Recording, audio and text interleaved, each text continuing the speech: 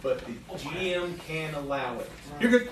So that's why there have been some times that I know some people that rolled a nat 20 and still wouldn't have gotten the thing, but he gave it to you for the critical success.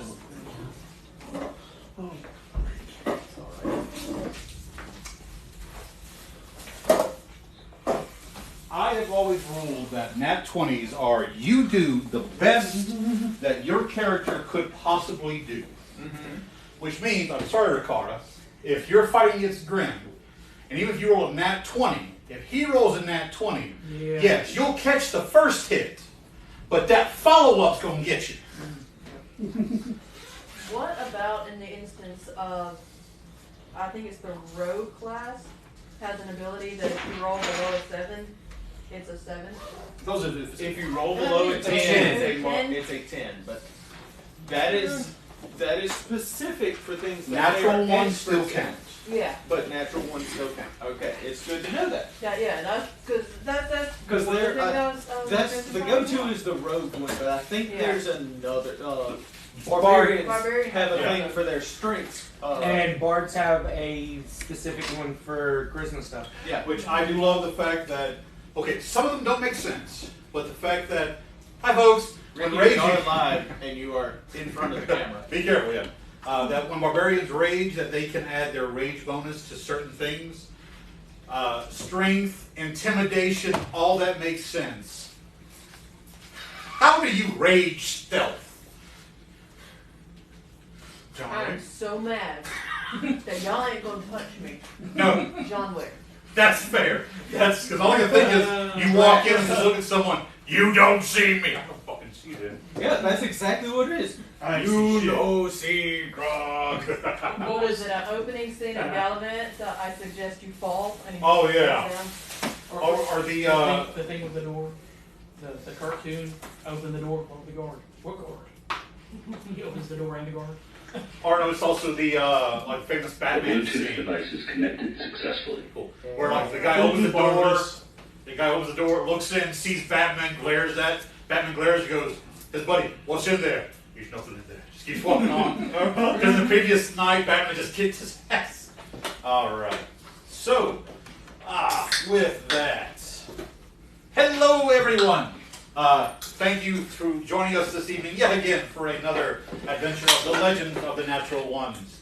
No, Legends of Faeterra, Adventures of the Natural Ones. It's alright, it was that way for a long time. Yeah, it still sometimes takes a second to get it right. Which, thanks to Ricky for that amazing, that's a much better name than just the Adventures of the Natural. I love the Legends of Faeterra. So, before we jump into our game this evening, we have a few announcements. Starting with, where are we? Folks, we are coming to you live from the Hive in Macomb, Mississippi. The amazing amazing game store here for Pokemon. Well, there's getting into Pokemon. For Digimon, Yu-Gi-Oh! Actually, yeah, everything. Pokemon, Digimon, Yu-Gi-Oh! Magic the Gathering, Dungeons and Dragons. Starting Vanguard now. Wow, there's so much going on and happening here that it's basically anime the card game. There is so much happening here. It's not a bad card game either. That there's always more stuff coming down the pipe. It's here at the Hive where we record my hour podcast for Playing with Advantage, where we'll get to an announcement on that here in a second. As also Stigande Scars of Midgard is also streamed from here as well. The amazing role play, the amazing live play ran by Brody Elder Fenris, a good friend of mine. You can watch on their Twitch at 1 p.m. Central Standard Time. And then that runs from like 1 to 4:30, 5 o'clock. And then just hop over here to my Twitch, which if you're on TikTok, for a kind of a better camera angle and some better audio, you're going to hop over and watch us on our Twitch. If we get in combat, I'll even break up the battle cam. I don't know, if somebody pisses me off enough, I'll break up the battle cam and let y'all duke it out in front of me. It was the two that you knew it was going to be between two. And then there's the wizard, not even prepping, just BAM! But yeah, so a bit of announcement coming. So, yeah. As always, the amazing guys at Stigande and then the wonderful people here at the Hive, thank y'all so much for giving me these opportunities. As for the announcement, Not next week, because next week is Mother's Day, and also that's another thing. So next week is Mother's Day. Playing with Advantage and the Natural Ones will not be recording. We can all go and spend time with the female members of our life who've kind of acted in a motherly capacity. But the week after that, Playing with Advantage will be welcoming a fourth host. The amazing Night Rain will be joining the Playing with Advantage guys. We are looking forward to this. Cannot wait to have Can't them. say guys anymore. It's gender neutral, isn't it? Sometimes, Oh, God. but not. Will be joining us. Yeah. Will be joining us. Cannot wait to have her on the podcast with us. Her repertoire as a dungeon master, as a role player, as a cosplayer, just in the nerd community is so extensive and humbling that we were honored to have her agree and to come on the podcast with us. So yeah, Night Rain, thank you so very, very much. We cannot wait to work with you. It's going to be great. So thank you for being the wonderful person you are. I'm also hearing that the YouTube stream is kind of laggy. Unfortunately, that seems to be an ongoing issue when we stream to YouTube and Twitch. It's a little laggy. We apologize for that. There is some bad weather moving in that may be exacerbating problems. So again, please, we apologize about that. If you're unable to fully catch us, thanks to Chaos Media, this will be going up Wednesdays as a podcast on Spotify, on iHeartRadio, on Apple Podcasts. So thank you very much, Chaos Media, for that amazing opportunity. Thank you for that. I think what else, if I missed anything? Live from the Hive, Playing with Advantage. Stop playing with lasers. No, I'm trying to indicate it. Oh, right, Mr. Jeff. What? Do you have anything coming up this week? Let's bleach your keys. Are you doing another live play or let's play here? I might. It's finding the time to do it It's now. finding the time to do it now. Understandable. I might do it from Monday nights, depending on how worn out I am after work. That's fair. Fair enough. Because all of us want to know the multiverse story of Commander Shepard. We also have our saying hello from the Raconteur Society. I'm not sure what that is. I am not familiar with that.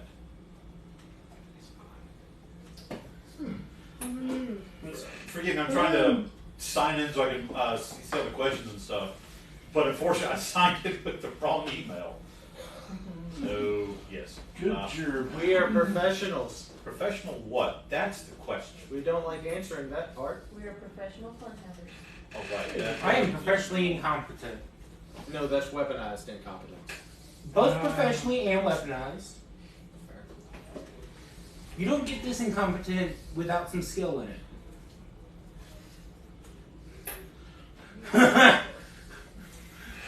You want to argue with them, but you can't. I'd also like to point out this is the perfect rifting to let him be able to sign in. Thank you. What's the freaking password? How much longer Is is it a password 1, 2, 3? Y'all know? Till his show is over. When's the show? End of the month. If not later. Not later. Don't worry, you have multiple I think reasons to go to it's- Stay Wild. Either right at the end of the month or We just at the beginning of Some next month. stuff. Small things to do in co-op. Yeah, just small Oh things. yeah, don't worry. Undead dragons, Yes, but you know us. stuff like I that. already have an account. This is Log like into the a account. Wednesday. Folks, I don't know if y'all know anything about Wednesday to TikTok, us. but it is a pain in the butt sometimes. Yeah. Okay. It's a continue on. war. That's actually kind of our thing normally. Yeah. And a war will take some time. You know what? Never mind that. This is not the 100 Years' War. So, for those of you watching on TikTok, for those, There you go. That has a thank you. solution. The Beck is the greatest. The back has a solution. Yes. It took that long for me to accept the agreement, confirm I know what I'm doing. Yeah. So, actually, that is another thing. For those of you who follow us here on the TikTok app, I am moving over. I'm going to be not moving completely, but start moving into another app that's kind of been picking up. known as. So, it's not gonorrhea. Oh, I'm glad you covered that. Because the minute I heard that, I was like, it's called the clap? Close. What a terrible name. What a terrible... If they ban me on live, I don't care at this point. I'm moving over to Clapper. It is another podcast, another streaming platform I've seen a lot of content creators moving to, with the thought that things may start to, degrade here on TikTok. So look for some whatever I post on TikTok, I'll also try to post on Clapper. So if you want to follow me over there as well, just kind of head off some possible issues. So with that, does anyone else have any announcements? I think we're good. And so with that, we're going to go ahead and jump into tonight's game. If you have any questions, please, we'll take a break around 8 o'clock. We'll love to answer your questions, kind of chit-chat with you, just enjoy your company. But until then, let's get into it and see what's going to happen this evening. Starting off on this side. Hello, my name is Derek. I'm playing Sorndrin Nalo, our Drow Cleric Rogue. I'm Michael. I'm playing Nathaniel Lasson, the Human Warlock Rogue. I am Ricky. I'm playing Finnegan Tenderfoot, the Halfling Wizard Rogue. I'm Ben. I'm playing Ricard Karajan, the Gem Dragonborn Divine Sorcerer. I'm Jeff, and I'm playing Grim, the half-orc barbarian. I'm Beck, and I am playing Fenriel, the half-elf ranger.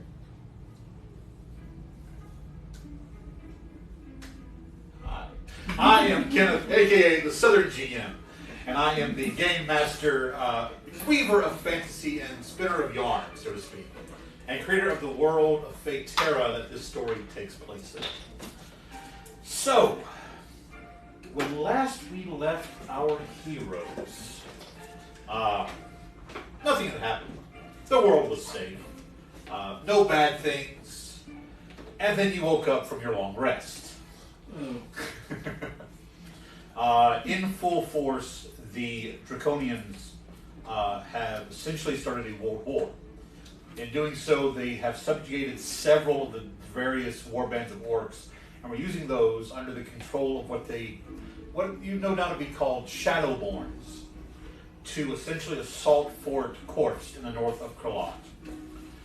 While another band known as the Scale-Blooded have occupied the city within the Orcrag Crater, known simply as the Crater City.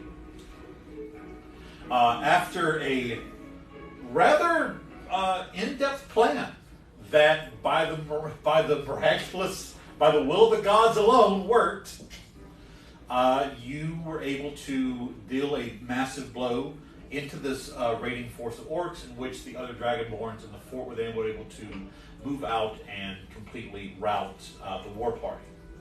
In doing so, all of these Shadowborns were dealt with and killed, and were brought into the fort for a study at some later point. After all this, you met a Dragonborn, very unusual Dragonborn. His scales were almost a turquoise type color. He introduced himself as Subcommander Torin Karjan, the last name of your Emerald Dragonborn companion, Riccara. Torin instantly noticing, giving a look of familiarity to Riccara, though at the moment not saying anything, before leading all of you to the fourth commander, a white Dragonborn named Nira Sazek.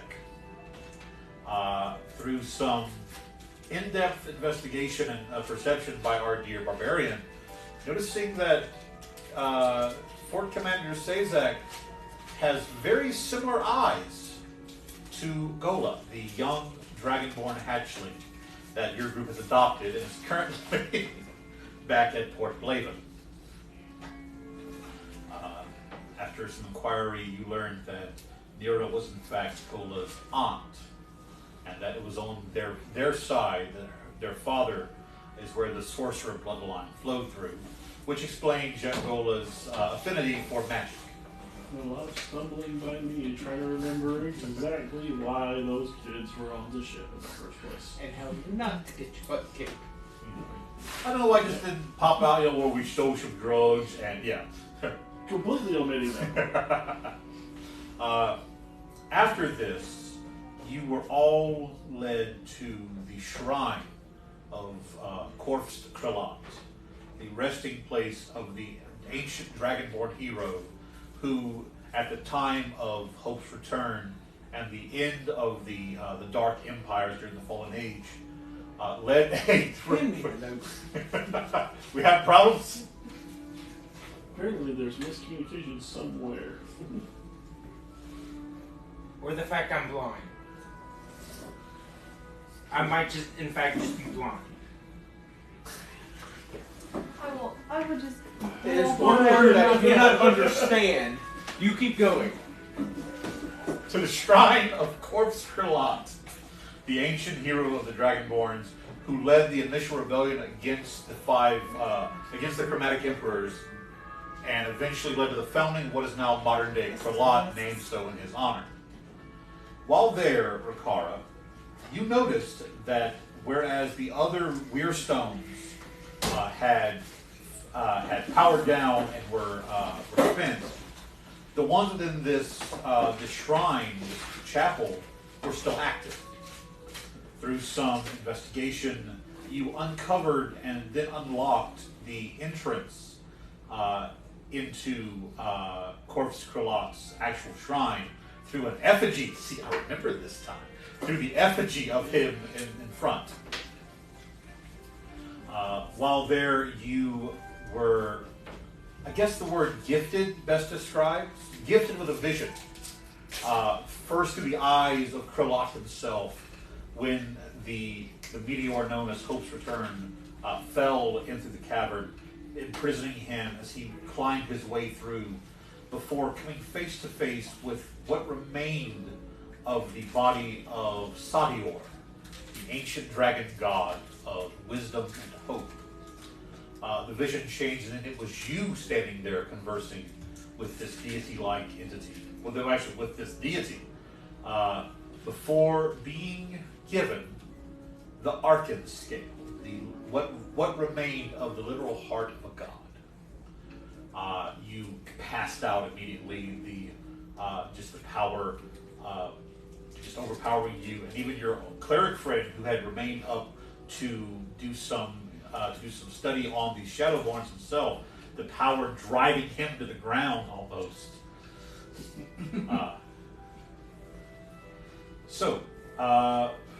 Trying to remember, you have to remind me, because I don't have my notes in front of me for various reasons.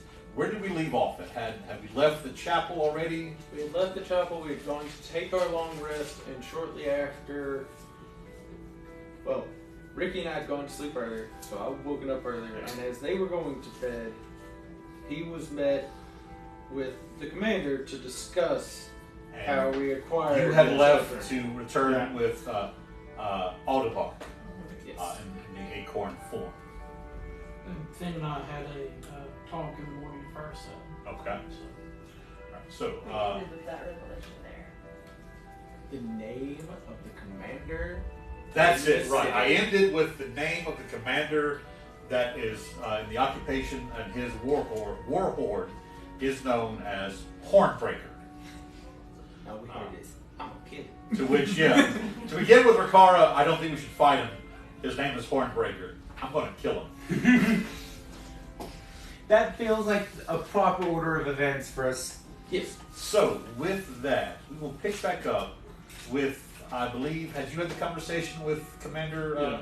Yeah, that's already happening. Okay. So then, we will pick back up with all of you in the small room of the barracks that you had been gifted with to relax.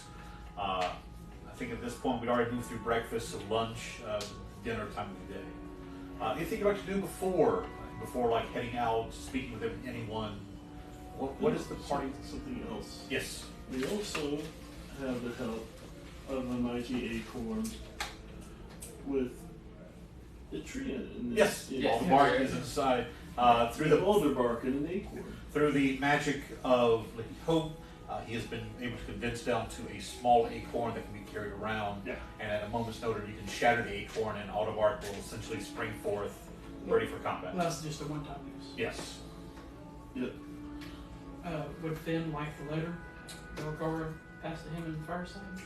The actual letter, or want me to hold on to that? I would, yeah. Props. Thank you. Props. No cost. It is quite a bit to the side. I'll give a point of inspiration for you for actually making prop. Bravo. Well done. Like a month ago, 2 months ago. Alright. Yay. Everyone likes props. Could Rikara find one of like a junior officer and send a message to Commander Sazek to try to arrange a meeting with the officers Yes. about the knowledge they have? That's going easily forward? done. As you send the squire, so to speak, off. It'll take a little time to arrange that, but they will be returned with an answer shortly. What does everyone else want to do? I'm taking up a spot and just watching that storage room. Just making sure ain't nothing going in or out of that storage room. Roll me a perception check. Storage room? Where the 5 bodies are put. Any Shadowborn. As a Strange that we have to be that specific when we're talking 18. about a group of bodies. To be fair, we have a lot of bodies behind us.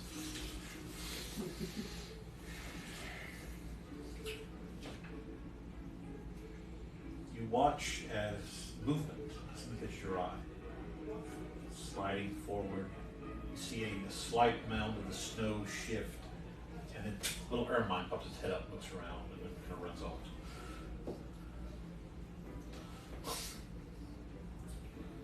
seen weird things. Still just watching. Sort of. So this time, a voice gets into your head. Sorndrin, it is difficult gathering the 7. There is one who sits on your shores already. I have alerted them. They will be waiting for you. The message ends. If you want to respond to that, you can. No, I will, but we can move forward as I figure out how to respond. Time. Montel, you wake up after the longest sleep of your life, feeling amazing. Nathaniel sits up, stretches his back, and just keeps trying to stretch it as it's been a long time. Roll me a con check. Oh God. 7. You snap the wrong vertebrae, you fall down paralyzed. As you do one of these and lean back, you suddenly hear, and you don't know if you just realigned your chakras or you think you may have broke something. So as you lean forward again, you feel like they kind of reset. Oh, there's a little bit of a hitch, but you're all right. Yeah. I'm just looking around. Where is everyone? Where am I? Hold on. You're in a bunked barracks in a small, about the size of this room, part of a barracks. You can hear people moving around outside. Roll me a perception check. God, 17. You smell something. It's a familiar smell. The ground, earthen aroma of coffee calls to you. Never mind, I know where I'm going. All And I'm just gonna start following my nose. Better than a bloodhound. right. When you reach as you're moving through, you step outside the brisk cold of the Krilat. Even at this point, actually, yeah. So you're actually something else. So the winter, because the winter solstice was just was literally a couple of days ago. So it's brisk cold right now. As you inhale deep on the 17, you can sense there are 2 aromas of coffee. One that sort of leads off to the left into this large, long thatched building, and one that leads off to your right, back toward the massive center spires in the center of the circular part of the city that you're in. Which one smells more expensive?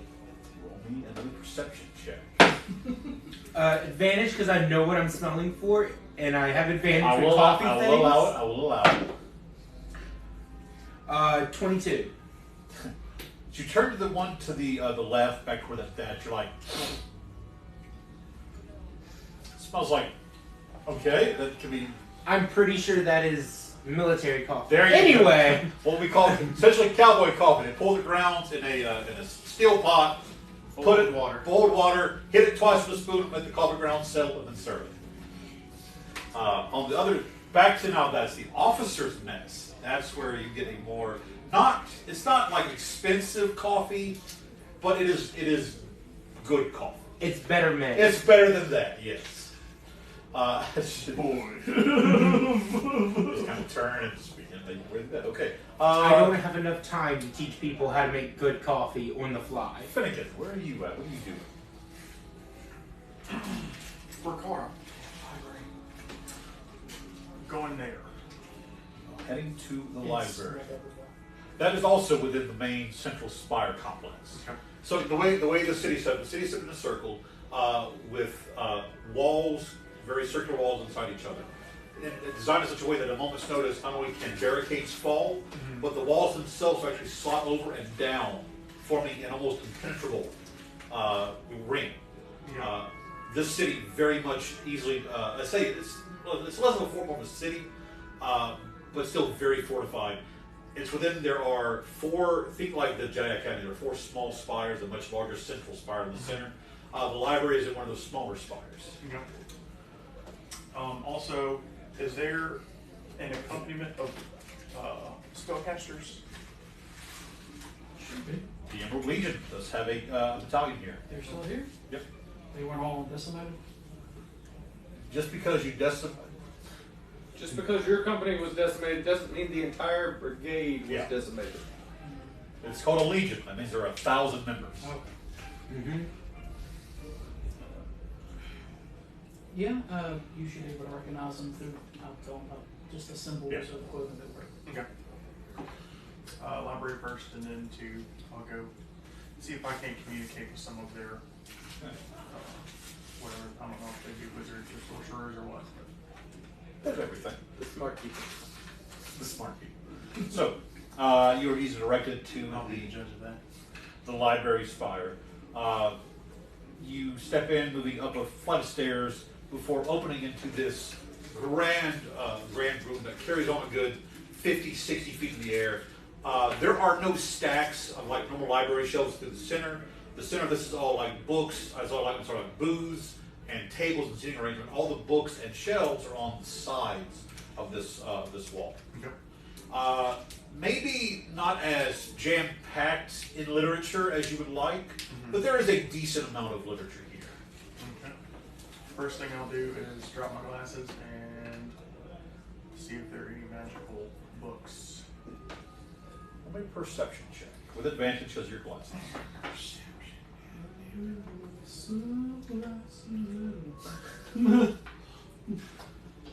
Perception.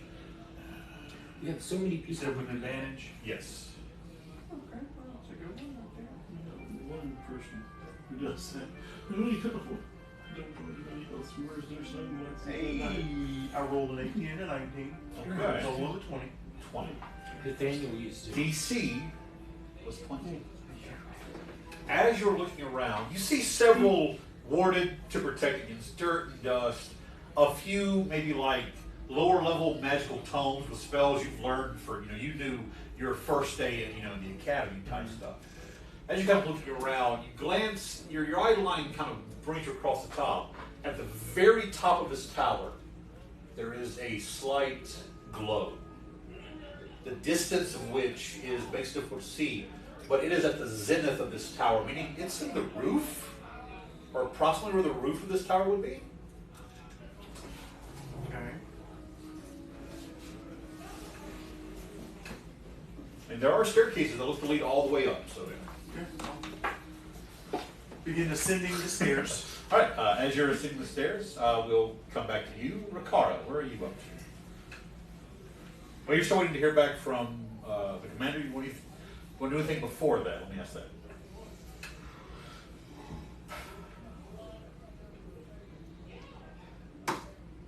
No. Okay. Well, again, we'll come because there's some important stuff, so we'll wait on you as well. We should do visual grad. Honestly, I don't know. I guess I'm maybe wondering the grounds. I was hoping you would say Just that. seeing what's what. Roll me a d20.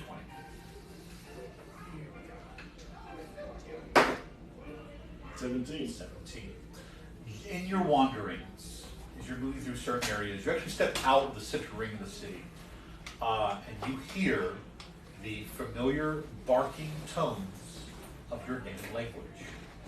Orcish is being spoken. You also hear the occasional like rattling of chains. The language is, a lot of it's more like, can't believe we lost to these scalies. How are we supposed to know they had a fucking gold dragon on their side? It's magic if you ask me. It's all worthless and dishonorable. The warlord should have never agreed to the pact with those Shadowborn. They didn't smell right. They didn't look right either of you. And you just hear an almost like broken Orcish. Actually, you hear like a broken common, this like voice call out, "Keep working!" I swear if I didn't have these chains around my neck, I'd snap that scaly. So you kind of turn the corner. It's a chain work detail, chain gang. You see that the orcs are making to like lift and remove rubble, being loaded onto several carts. They're then being led away. Some of them are actually like digging out foundations where the buildings have collapsed. As you kind of step around the corner, you see one of them kind of like glance towards you, and you kind of hold his attention for a moment. So you reach over and he whispers something, nudge. Everyone looks up, goes back to what he was doing. Before the other one just shakes his head and turns and keeps working. One of the Dragonborns kind of, for a moment, looks at you and you see him get angry. Then there's a moment of recognition. He just kind of walks over and goes, I am sorry, sir. This is a off-limits area. I will have to ask you to clear the area, please." Yeah. All right. Sorry about that. It's no problem at all.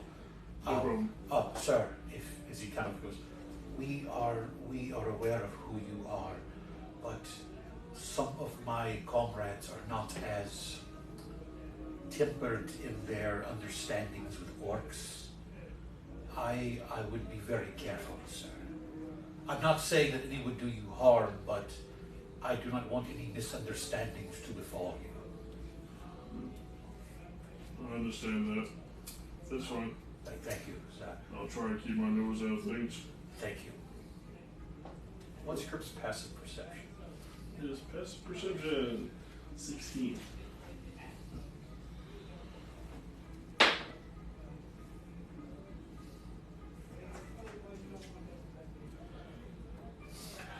As you go to leave, you're leaving just as one of the chain, like the train of orcs are like moving the cart along, and you very clearly, under his breath, in Orcish hear, "Elf lover."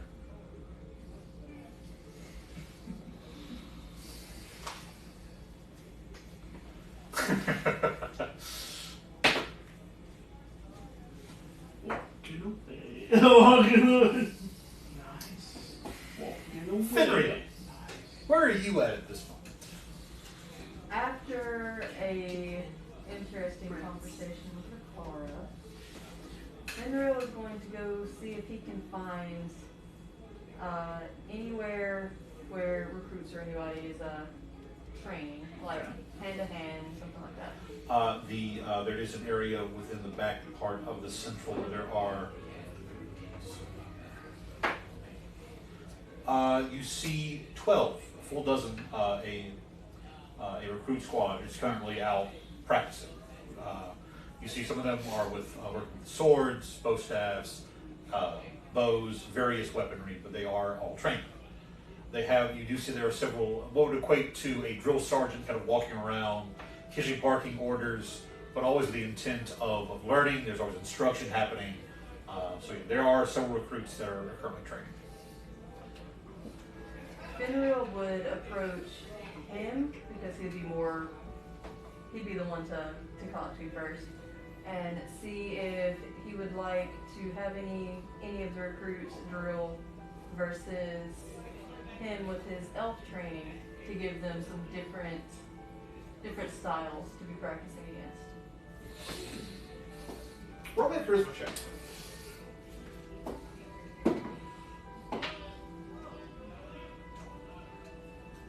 That would be a 14. 14. It's one of those, you walk up, this Dragonborn is big. Like, he very much military, born and bred kind of. Actually, I have this correct.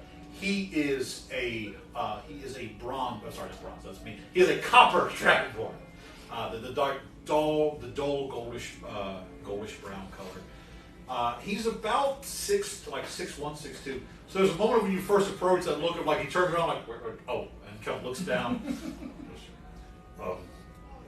Are you sure? Forgive me, I was there and saw your prowess against the orcs.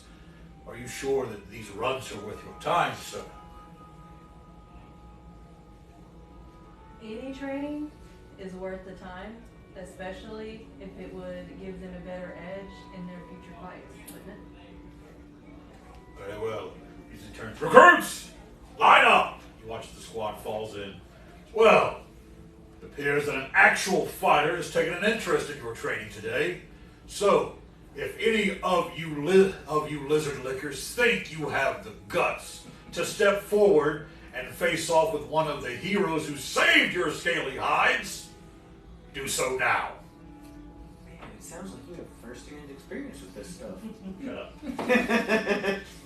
If it helps, skinny little twink waves. Just like around the corner of the Dragonborn. Hello! Hello! Three individuals step out. All right, so we'll get back to that moment as we cut back. Now, I want to get back to Finnegan because this is an interesting thing that happened with him. Okay. Only a con saving throw. Okay. That's a lot of stairs. It's 5 stories, 10. It's about 500 steps to the very top. So yeah. And he's a halfling. You should have to count Yeah. again. Again. I rolled the wrong thing. All right. Goes cool. I fly. 12. You're a little bit winded when you get to that last step. But you see as you reach the last step that there is actually these large archways that open out from this center tower into this balcony that wraps all the way around it. As you step out and look, you're a good 60, 70 feet in the air. You can see pretty well out across the city. As you're just kind of looking around and turn, again, something kind of glimmering catches your eye. You turn to see that on the tower across from you, there is a statue of a dragon. On closer inspection, you've seen one of these before. This is an amethyst dragon. Mm-hmm. Across the way, you see that there is a sapphire dragon. Mm-hmm. You see here that there is a crystal dragon. As you turn look above, you're standing beneath the emerald dragon.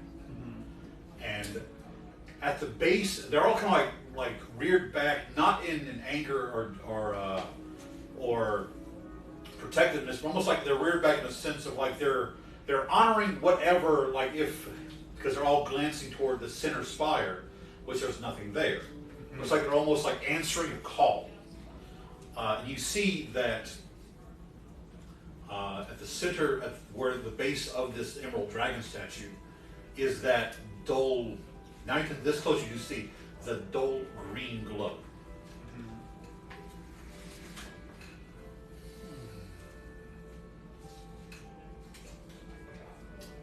Walk around. Are there any inscriptions? Roll me an investigation check.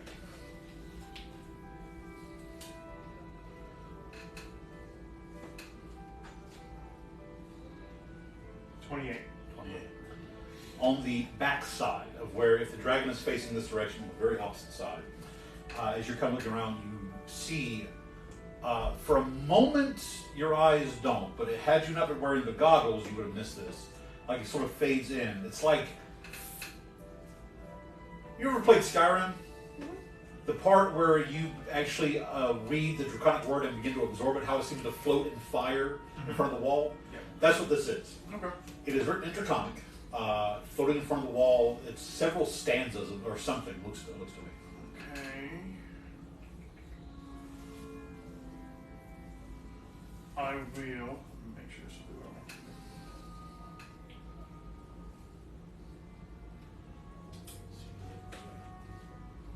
Okay. I will cast Comprehend Languages as a ritual. All right. It will take 10 minutes and 6 seconds. Okay. So, while you're waiting 10 minutes and 6 seconds, Montel, you find yourself standing outside a open door where you see various Dragonborns of different scale colors, metallics, chromatics. A few gems are walking in and out of, all of them bearing some sort of military iconography marking them as officers, as you believe you've found the officers' mess.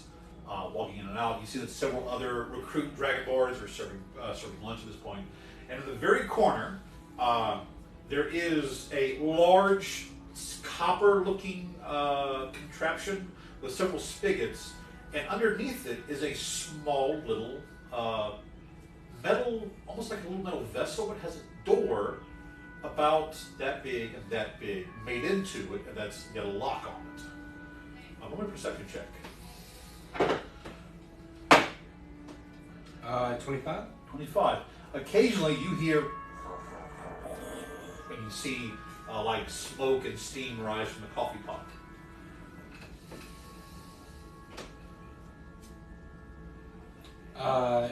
Is anyone directly noticing that I'm here? It's a couple of roll me a luck roll. Let's see how full this room is. 6. It's packed. Like it's like as you step in, like people kind of look and glance towards you. But as you are not of their military, you don't have like distinct orders not to be in here, that kind of stuff. One of them kind of stands and walks over to you. He's a which type of Dragonborn is he? He is a brass Dragonborn. The bright yellow of the gold kind of tinged with a little bit of hues of orange and green. So he steps over you. Is there something I can do for you, sir? As he's stepping up, I'm starting to walk towards the coffee. Oh, yes, of course. As he turns, you speak Draconic? Yes. As he turns, you just hear, he just wanted coffee, was all, that's all. So at least something better than what they have over there. So those two of them kind of perk their ears up as you reply in Draconic, and so kind of chuckle and nod.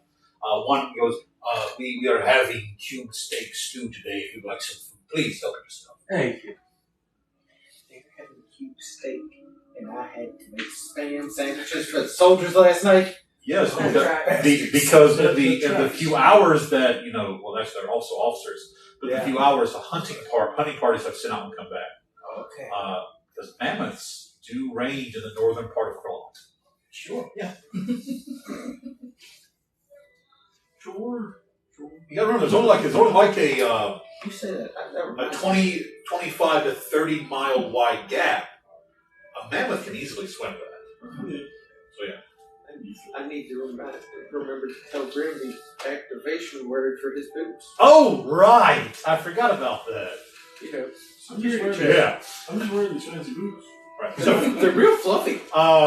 As you approach, you can smell coffee. You'll see up the side there is sugar and creamer and various things like that to doctor it with.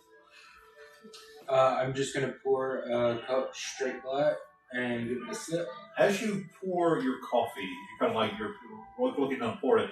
At the very top of this little small vessel, you see now is like almost sort of like metal or copper grating. It's woven very close, but you see something kind of moving in the bottom of it. So there's like a small ash pile that occasionally you'll see like a flash of red or orange as something moves. But as you kind of look at it, this thing kind of pops its head out. It looks to be about this long. The head's about like this big around. It's got these two blazing eyes just kind of staring at you. As it pops up, it has you see that it has a set of like small hand-like appendages in front. There's a second set underneath it that like legs. You're kind of reminded of a Behir, where it had like the various legs that would move with. It just kind of looks up at you and as its tongue kind of forked tongue comes out, it's like heat emanating from it. Roll me either Arcana or Nature, as both of those will work for this. 24 nature. This is a salamander. This is a fire salamander. It looks like what they do is that this is how they keep the coffee hot. Because occasionally, like salamanders, they love to root and nest in ash. And occasionally, when they're comfortable, they'll emit a bit of smoke and heat. It'll keep the coffee warm. Interesting. I'll put the coffee pot back on the Just top. kind of scurries back into the ash. Take a Exactly. Scurries back into take a sip to see how good their coffee is. It's not the worst coffee you've ever had. You ever been to a Baptist church for a fellowship meeting? Presty, I know exactly what my coffee tastes like now, and it ain't that. All right. But Nathaniel looks like he's just drinking it black. Okay. So, Sorndrin, while this is happening, you received the message. What are you doing? I've sent this back, and I'm still monitoring that storage room, just making sure no one goes in to mess with them, and nothing is going on with them inside. But I'm also just kind of people watching at the same time, just kind of because it is a newish area. There are things up here. I know there's going to be something I'm going to be doing once we go back out of the walls, but right now it's just kind of people watching, making sure nothing is messed with when it comes to them because of what they are. All right. Roll me a perception check as you approach it. 24? 24. As you're approaching it, you reach to grab the door, and your foot the tip of your foot steps inside. You look down and you see, tinged with crimsons and other various colors, this like dark, blackish brown ichor that is kind of pulled off from under the door. The tip of your boot, the viscosity is that of like old blood.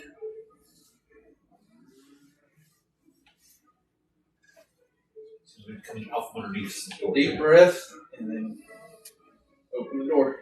It is foul. Mm-hmm. It is horrendous. You see laying on the tables under the cloth that are now drenched with, I'm not going to get into very deep detail about it, but Henry VIII? yes. Gotcha. But there is the one where the cloth you had removed off of. It looks as though every organic piece of it besides the skeleton just sloughed off and liquefied. There is a skeletal remains that is dark gray and the color of a skeleton that's been out in the elements for 20 years. Yeah. But you know for a fact that these creatures died less than 48 hours ago. Now, at this point, there's several things you can roll, either religion, nature, or arcana to give various aspects. It's going to be religion. And it's not going to be much. It's going to be 13. On a 13, on a 13. On a 13, as you step in, the sense is obviously that this decay is not natural. You remember that they were, for lack of a better term, infected with the essence of something that had forcibly cheated death. When something does that, and the magics that hold it at bay are left unchecked, say as if something dies, that undeath, that necromantic energy has to take its toll. And it looks like essentially that the toll is whatever life in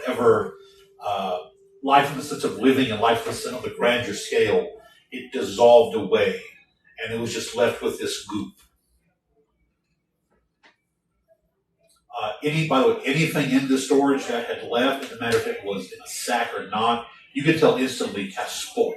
It's contaminated. It's just like the essence, being in the very vicinity of this goop, this ichor, has spoiled. Like even outside, you can see like a little bit of grass and winter plants that are near it within like 5 feet are starting to wilt and wither.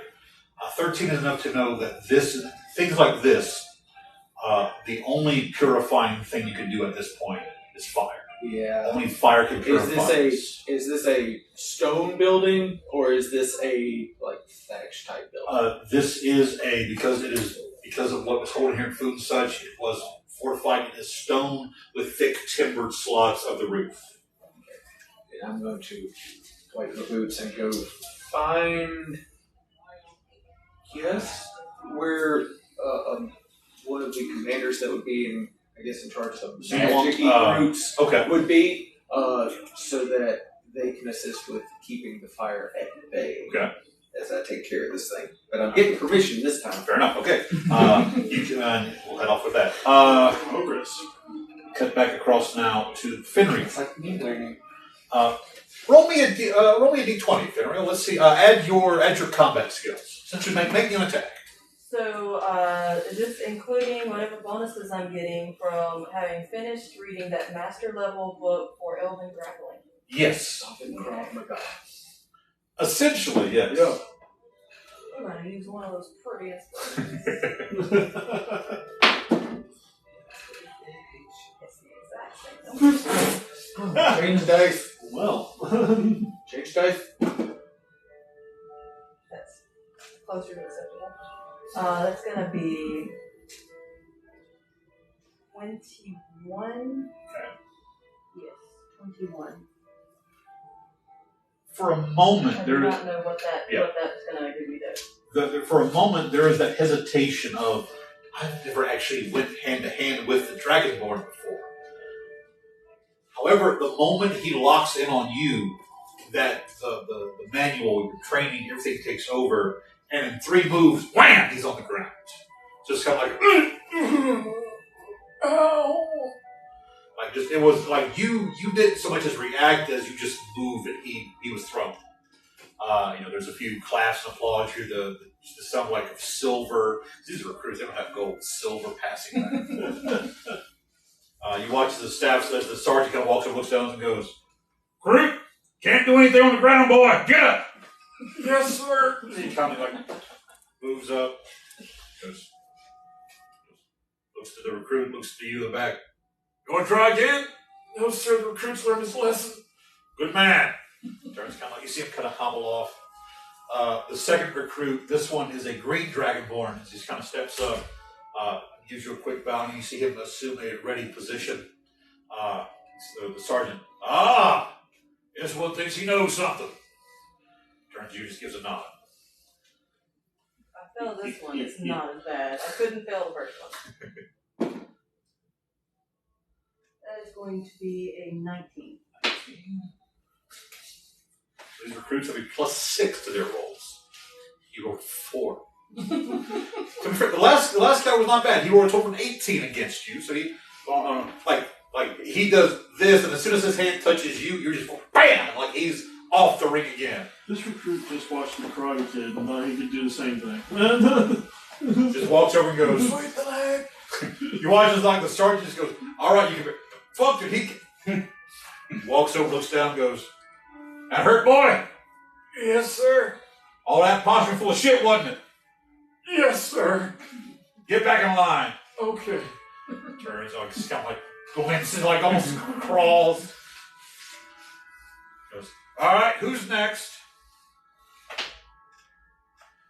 The next Dragonborn that steps out, this one is a Emerald Dragonborn.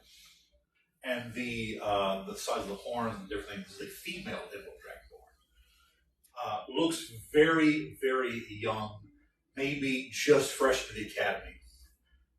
She kind of steps up and gives a bow, and she readies herself. There's no she just kind of she readies herself. Square. 18. 23. You got beat by a girl. There's a moment of back and forth, and you let your guard a little bit, then you feel her foot go behind yours, and you just boom, hit the ground. There's a few cheers. Even the sergeant's like, "I'll be damned. I guess the best man among y'all is a woman, huh?" Like that just stops anything at all. You watch, she just kind of like reaches down, helps you up. Thank you. She just kind of turns and moves back off. told her she'd be a soldier. All right, she goes, well, the rest of y'all stop y'all's gaping and get back to learning something. Maybe you'll be half the warrior this elf is. Appreciate that. They mopped up a small orc band and get a little bit too big for themselves. Have a good day. So he kind of turns and goes, Henderson! Yes, sir! Boy, what did I tell you? He kind of walks. I want to meet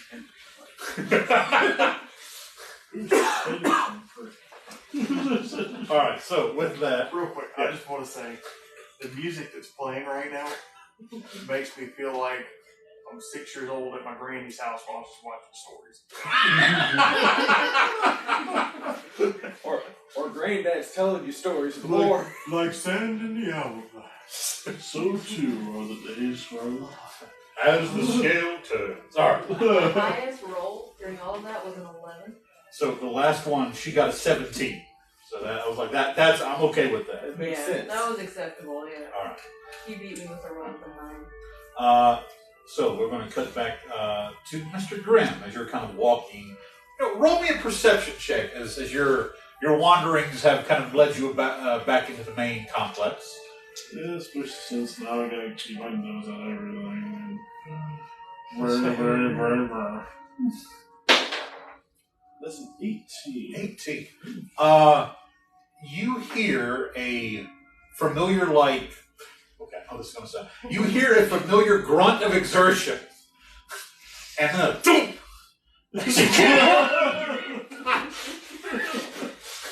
Point of inspiration. As you kind of turn the corner and see this large training field in front of you. A large training field. You see Fenriel standing back as a young Dragonborn is slowly like getting to his feet. You can hear the sergeant kind of yelling back and forth. You're making your way over as the second one squares up with Fenriel before being thrown. And as you approach the ring where the other recruits are, you are there just in time to see the young Emerald Dragonborn. She steps up. After a good quick exchange, does manage to down Fenriel. So Fenriel, as you kind of pop up from that, you turn to see the big, goofy, grinning face of Grimm staring at you. The sense of pride in someone else. Strange. I've been studying since Kira gave me that book. There's 2 out of 3. I like it. So, approximately now 10 minutes have passed. Mm-hmm. And the what you read on that wall says, when gemstones roar their allegiance. That's it.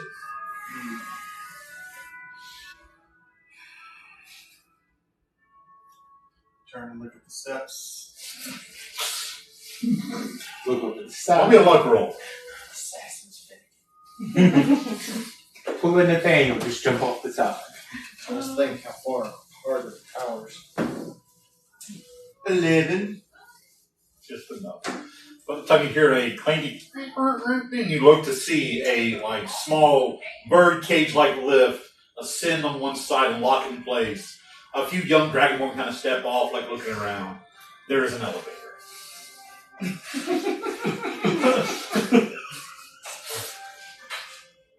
Ain't that a bitch?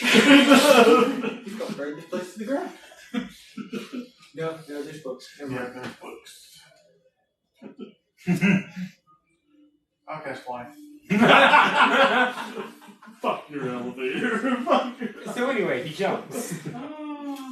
Actually, not as weird as you think, as you have seen several Dragonborn through either their means of their own wings, some riding drakes.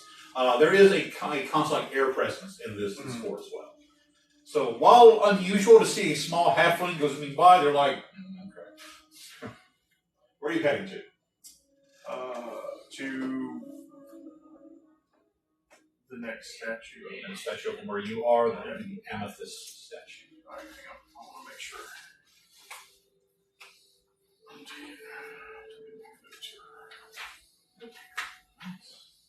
don't do it often. Yeah, you never know when the GM's going to ask you to quote word for word the thing you heard. Yeah. So this was the amethyst. This is the emerald. Emerald. Okay. When gems roll. When gemstones roll their allegiance. I'll do it on scratch paper because I don't know what order I'm writing these in. Ooh, I wonder if that's.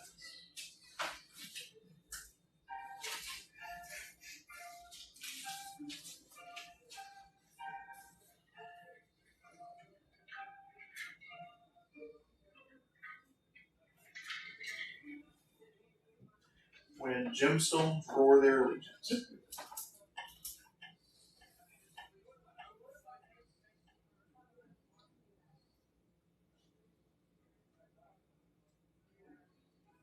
Yep.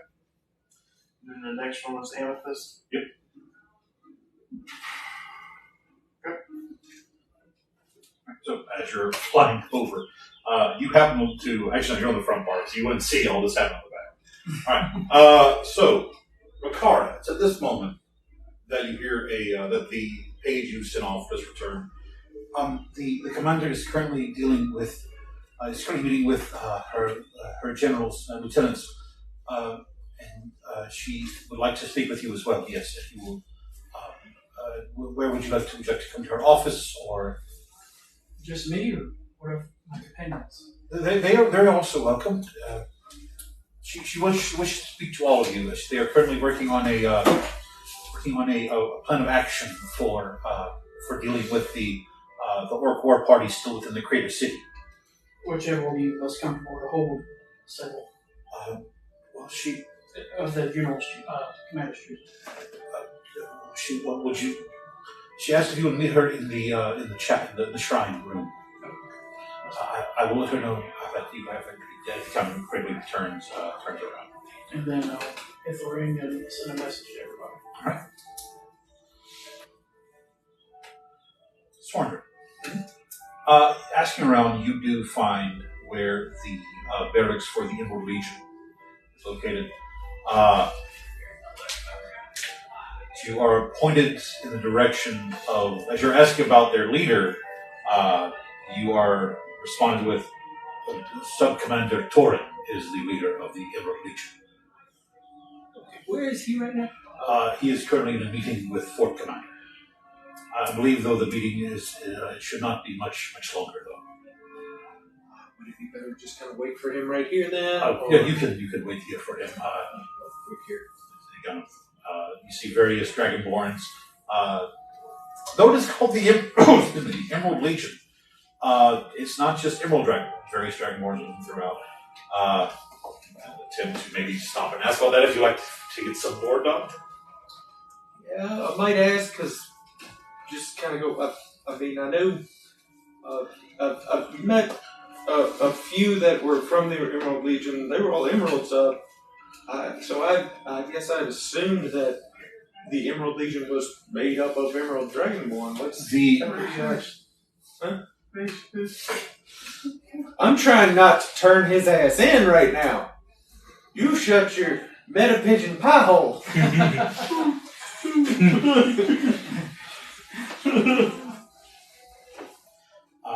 They actually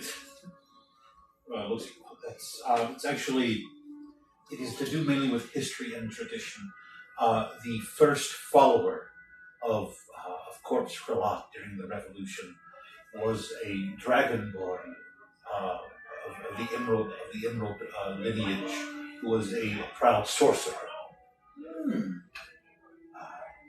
His actual family name is lost to time because he gave all that he was to serve alongside in the Revolution.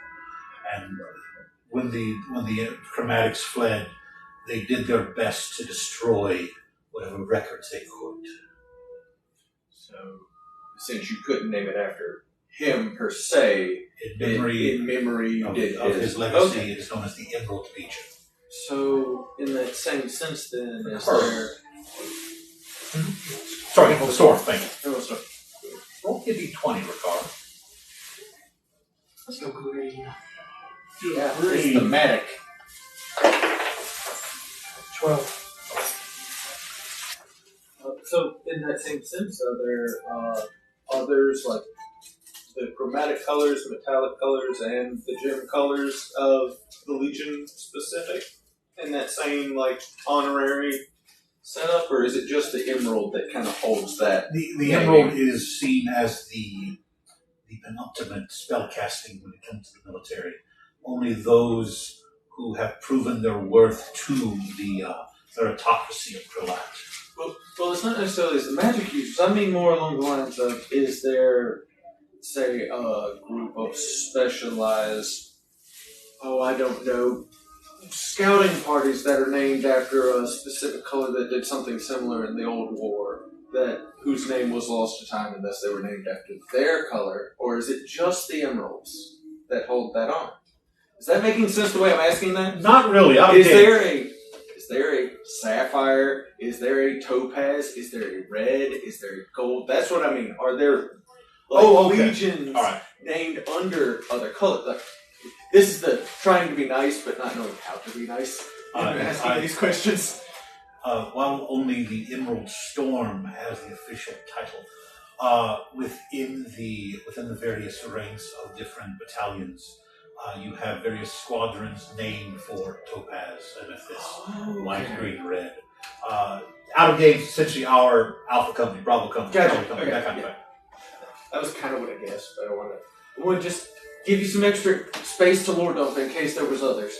The Emerald Storm, which, to be fair, was not originally called the Emerald Storm, but because of your character's background, I loved that idea, so I chose the name over. They were just known as the Thunder, was the original. Bring the thunder. Essentially, yeah. I'll bring the moon. Let me get that spell quick. So, it's about this time that you see the door to the area you're in open and the familiar sapphire, the turquoise, yeah.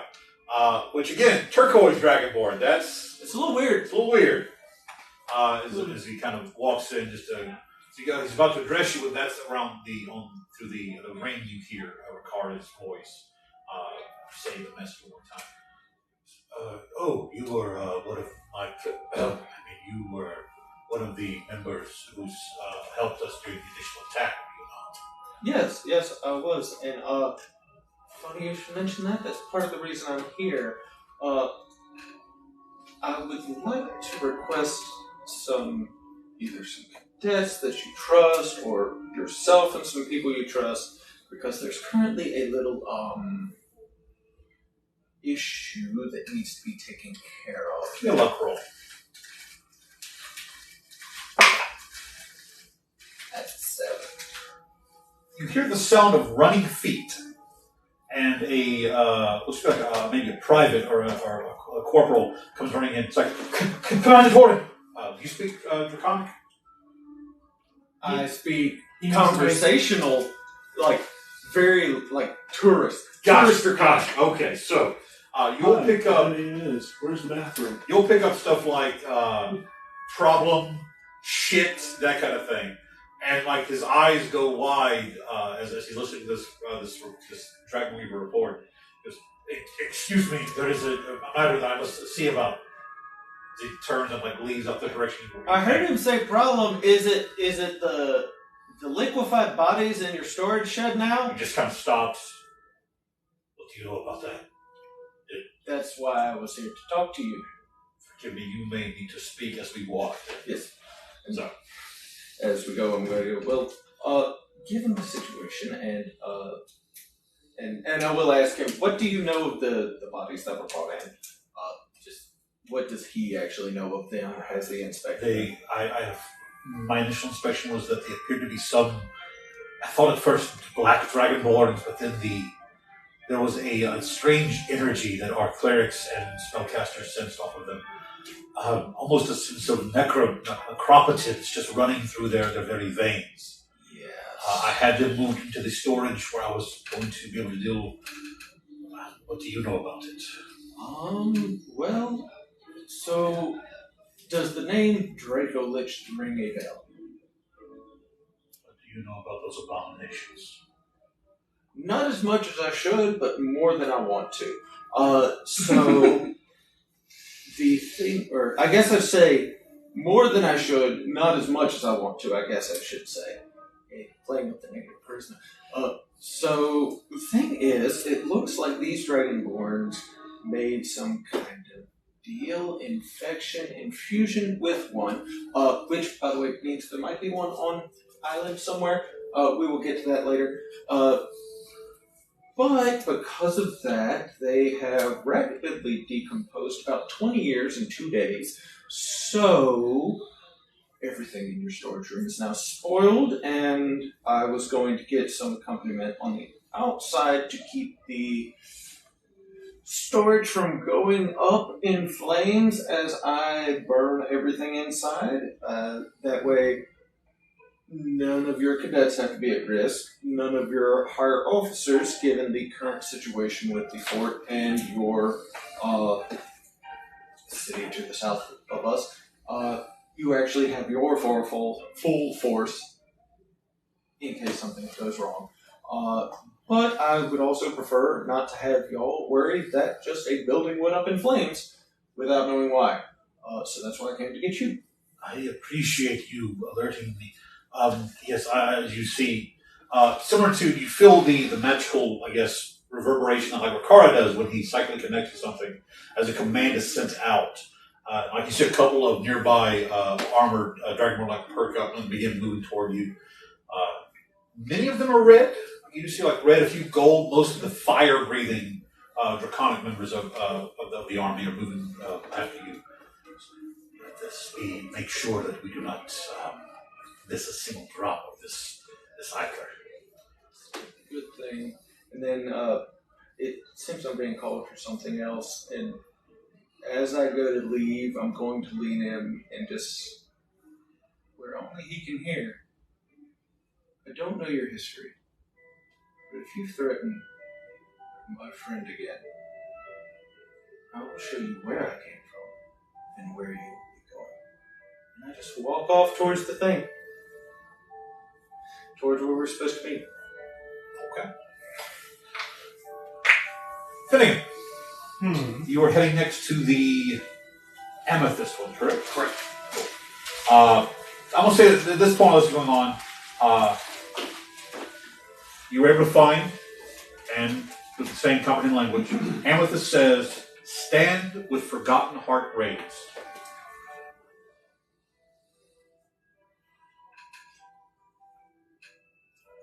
Roll me an investigation check, by the way.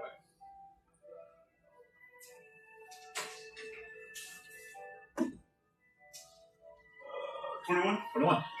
Perfect. I guess the age of this magic, these have been here for a long time. Mm-hmm. These predate both, because currently right now, you are able to know as the modern age. Ages are usually named, an age gains its name after the fact. Mm-hmm. So when this age ends, whatever great event is what it'll be known for. Before this was known as the Age of Rebuilding, which after the fall of the fallen empires was where the rebuilding of the various cities and all that happened. Then before that is known as the Fallen Age. This is where the Dark Empires, the release of Asmodeus upon the world, before Bahamut brought down Tiamat and imprisoned her within the seven hells. There's approximately 1,500 years between the start of the Fallen Age and the start of the Modern Age. You're about 1,000 years into the Modern Age. Most ages range between 1,000, 1,500, 2,000 years. So the general consensus is this age is soon to end and a new one to begin. Okay. These runes have been here for about 1,500 years. So they were inscribed at the beginning of the Age of Rebuilding.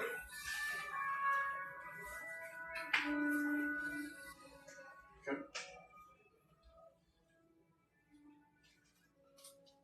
And I will, once I read that one, I'll move on to the next one. If you're moving around, that is going to be emerald, amethyst. On the other side is the sapphire.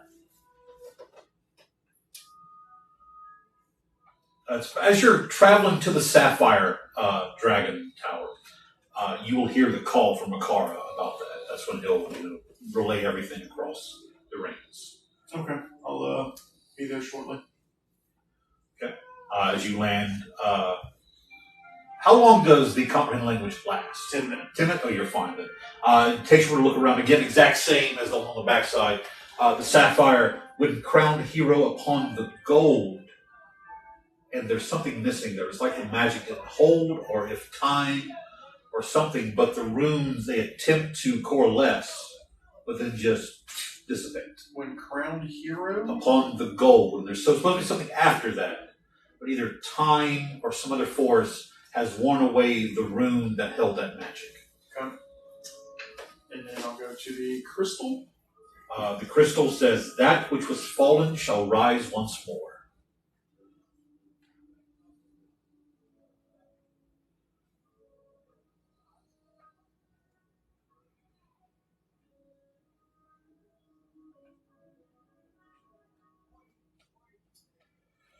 Officers, does the magic look familiar? Have I seen it before recently? Recently, like, relating to what exactly?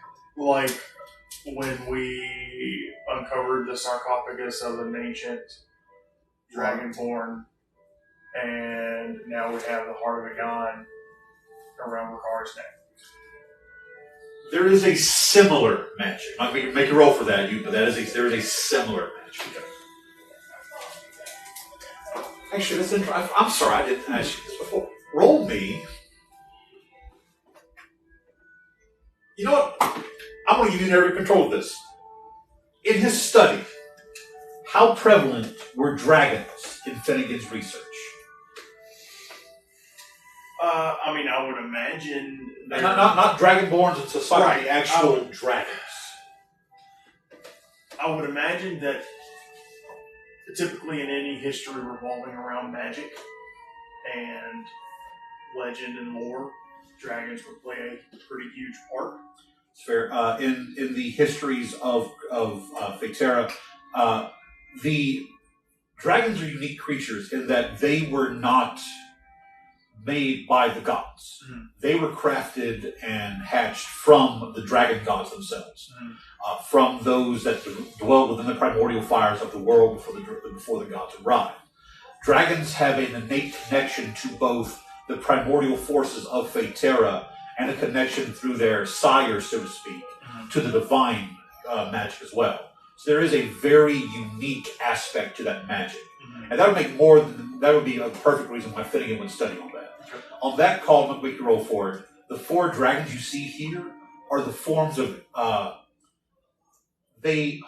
you have seen what ancient dragons look like. There only exists one true ancient dragon of a kind of each type on the world at any one time. Mm-hmm. It's a simple matter of, there's only one that's that old.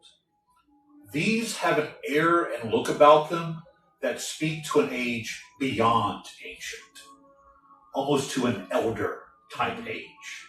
You're pretty sure these 4 statues are in reference to the elder dragons of the gem scale. So basically, there's whatever the gem dragon god is, and then there's these guys. Yes. So you have the dragon, the actual dragon gods. Mm-hmm. And beneath them are what are called the elder dragons, essentially demigods. Mm-hmm. They are the sires of the various other subspecies of dragons. Okay. Just looking at the size of the statues, would I be able to gauge what physical age they would be? These statues look like something somebody made in almost like an effigy to it, like how in most, like a depiction of the statue of Buddha. Okay. It doesn't show his actual age, but just is a representation of him. Okay. But like as far as the size of the statue, they're not to scale of what something beyond an ancient dragon would be. From what you can see where you're standing, at most, these things are about 25 feet tall. Okay. So they are not drawn. They're not carved to or sculpted to scale. Okay. And then while I was at each of the statues, so the emerald one was at the library. Correct. The amethyst one was at the... The amethyst is going to... I'm trying to remember. Amethyst is the barracks, essentially the officer's quarters. That's where even your room is located. Okay, sapphire.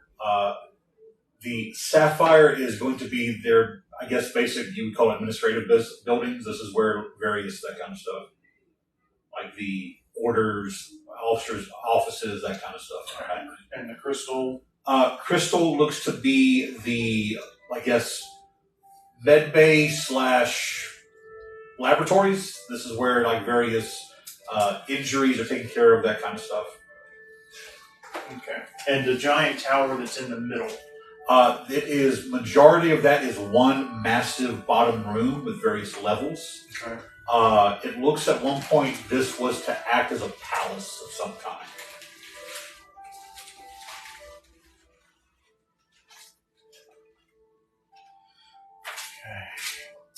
Can I fly to the top of it?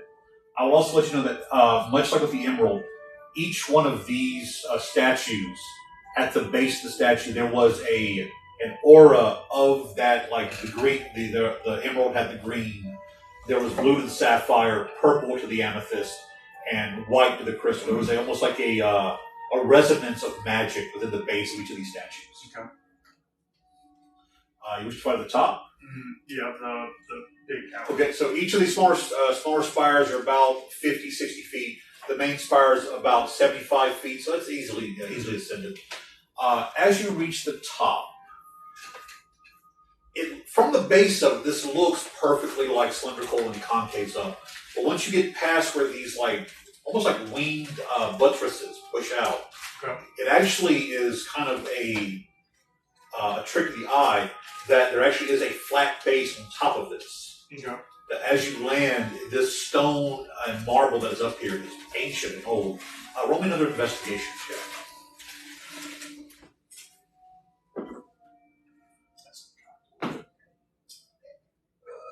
33. Beautiful. As you land, you instantly notice that there is. It's almost like something has been compressed down into the stone. Like something was built here, and then some giant hand took and pressed it, not destroying it, but went from 3-dimensional to 2. Okay. As you kind of stand and look around in that space, you see that these wings of these buttresses, there are 4 of them, that they look to be, almost like they have seams and lines running through them, like they're meant to shift and move. There are actual hinges at the bottom parts, almost like as it moves, it means to come in like this. It looks like this is some sort of ritual site, that when the various aspects are met, these will align and something will happen. Do I see any impressions on the ground? On a 30. You see what looked to be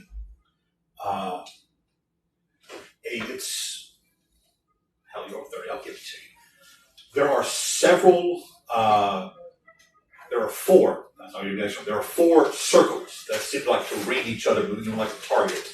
And in the center is a small piece of stone that under your eye you see it gleam. It's almost like a magical keyhole. Like once the key is there, the lock will reveal itself, and you can attempt to insert the key. Not like the lock of Durin in The Hobbit, where at a certain time, in certain conditions, the keyhole is seen. No cheater keys for this one. Yeah. And all right, how many gemstone dragons are there? Like different types. 5 minutes. Look, I passed this to him just to pass if, a thought process. I also ordered them reading it. It was just that's a curiosity. I want to make sure you notice it because he may not know there was 5 dragons. I do not. Yeah, but Finnegan would. Right. It doesn't say there is one missing. I was trying to see what the 5th one was. Topaz. Topaz dragon. That is missing. Yes. Missing from where? Like you don't see a statue of it like you have sapphire, emerald, crystal, Right. amethyst. There is no statue of a topaz dragon. May I ask something that might clarify for him? So, the order you went in, because, like I said, I think I've already ordered them. Okay. Are they in the cardinal directions? Yes, they are. Which is which?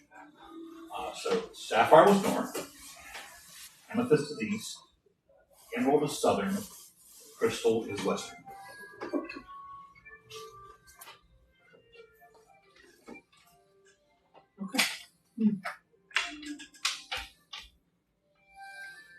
So after gleaning all that information, I will begin to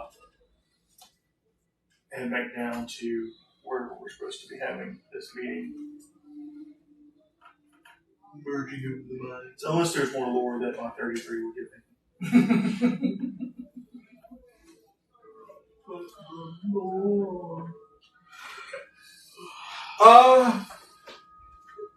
What's your, on a 33, I will say that Topaz, as it comes in the hierarchy of the gem dragons, Topaz are sort of lower on the chain because they are seen as the more selfish and egotistical of the dragons. They are the white of the gems. They are the white dragons of the gems.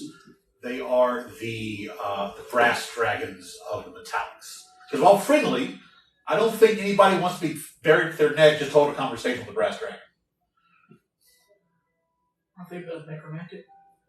They will tend to do more in the neck, like they're the more, and while not outright evil, they are the more self-serving of the gem dragons. So, anything else, Mr. Finnegan? Okay. Back down to where we're having this meeting. I'm going to say, anybody want to do anything else before you head back to the meeting? We're about to jump back to you with, or do you let one of them to go burn it? And since he was getting the red Dragonborns to do it, that's why I said my piece to walk off, so that he would have to make a spectacle if he was going to do something. Gotcha. Okay. Montel, you want to do anything else before you head to the meeting? Montel is actually trying to get buddy-buddy with these officers. Okay. Roll me a charisma check. I don't walk in the wrong house for this, but roll me a charisma check. Set my DC. Persuasion? Sure. Telling stories and such. 27? 27. 8. Let's take the roll. I rolled an 18. 26. Got it by 1. So as you with prejudice. So as you walk past, because the shrine is in the main, it's at the base of the main spire. The officers' quarters again in the tower. As you walk past, you see the door open, and Montel walks up with several Dragonborn officers, laughing and talking. And goes, "You really jumped off into the cavern? Why would not? Because you don't have wings." Because he's a dumbass. He just keeps walking. You don't need wings if you know you're going to survive. You did not know. You can't prove it. Because I think we should just drop him on the enemy, let him deal with it. We've tried. It doesn't work. It does sometimes. Not as much as you I want started to join him. You get a few pats on your back, a few waves as these officers move off into their barracks. Grim and Fenriel, are you two want to do anything before you head into the meeting? See, the difference between you and me is I would have done that, but it would have looked really ugly. You do it, it's not like sexy. Oh shit, we got a meeting. You know this is an open channel, right? Fuck! Go, man! You're supposed to hit the blue button. I've been on speaker I for think this I whole was time. Victorian and picture. Yeah, so I used to run we have to get back to this, it was so much fun. So much fun. I ran a Mass Effect game in 5e, and Jeff and Bev were part of it. And Jeff was essentially the first tourist to come to the Pegasus Galaxy. They would just walk around and... I'm sorry, Beck. Thank you, Beck. Sorry, Beck was Yeah.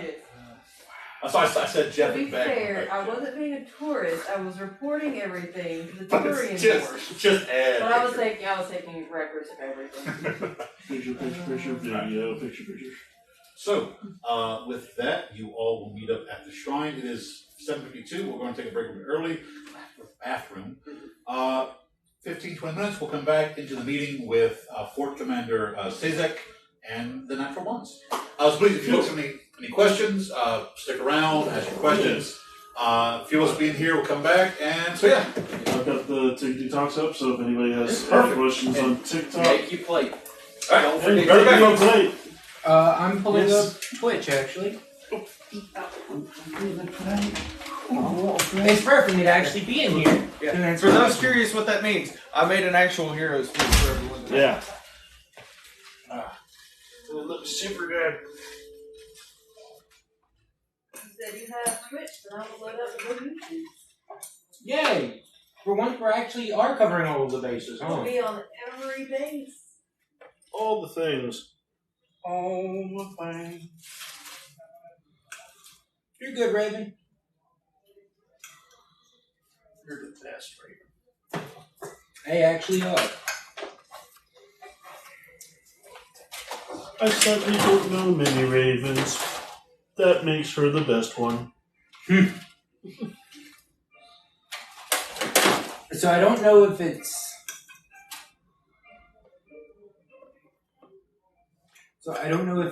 the food, the water, the caffeine kicking in, or the salt. But I am so much feeling better than I was before this game started. All of the above. Maybe. Probably all of the above. All I know is I've drunk enough water to drown a camel.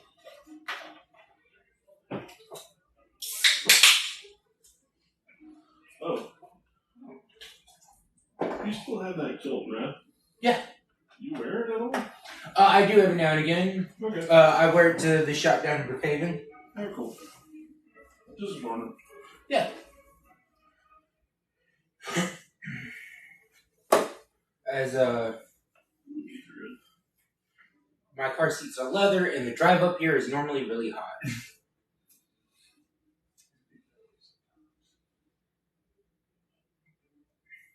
It could be that way. I actually want to get more potatoes. Those are super good. They are good. Mm-hmm.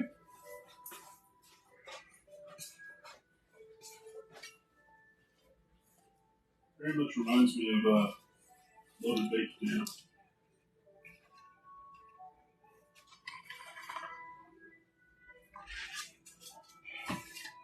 Well, they are baked and then mashed potatoes. Oh, even better. Mm-hmm. That's what you're supposed to do, in my opinion. There we go. Now I'm properly in the chat. I was on the wrong channel. Oh. Sweet. So, if we got any questions, TikTokers, YouTubers, and Twitchers. Oh my. Goodbye. Anybody want to go see Bert Kreischer in New Orleans on July 7th? So maybe keep that. So that is under that. Not sure if I even can.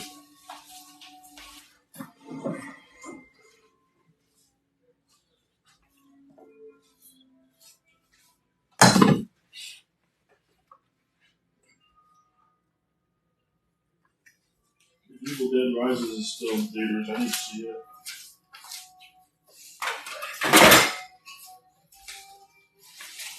Because everything I heard about is like freaking amazing. I'll be back. Yeah.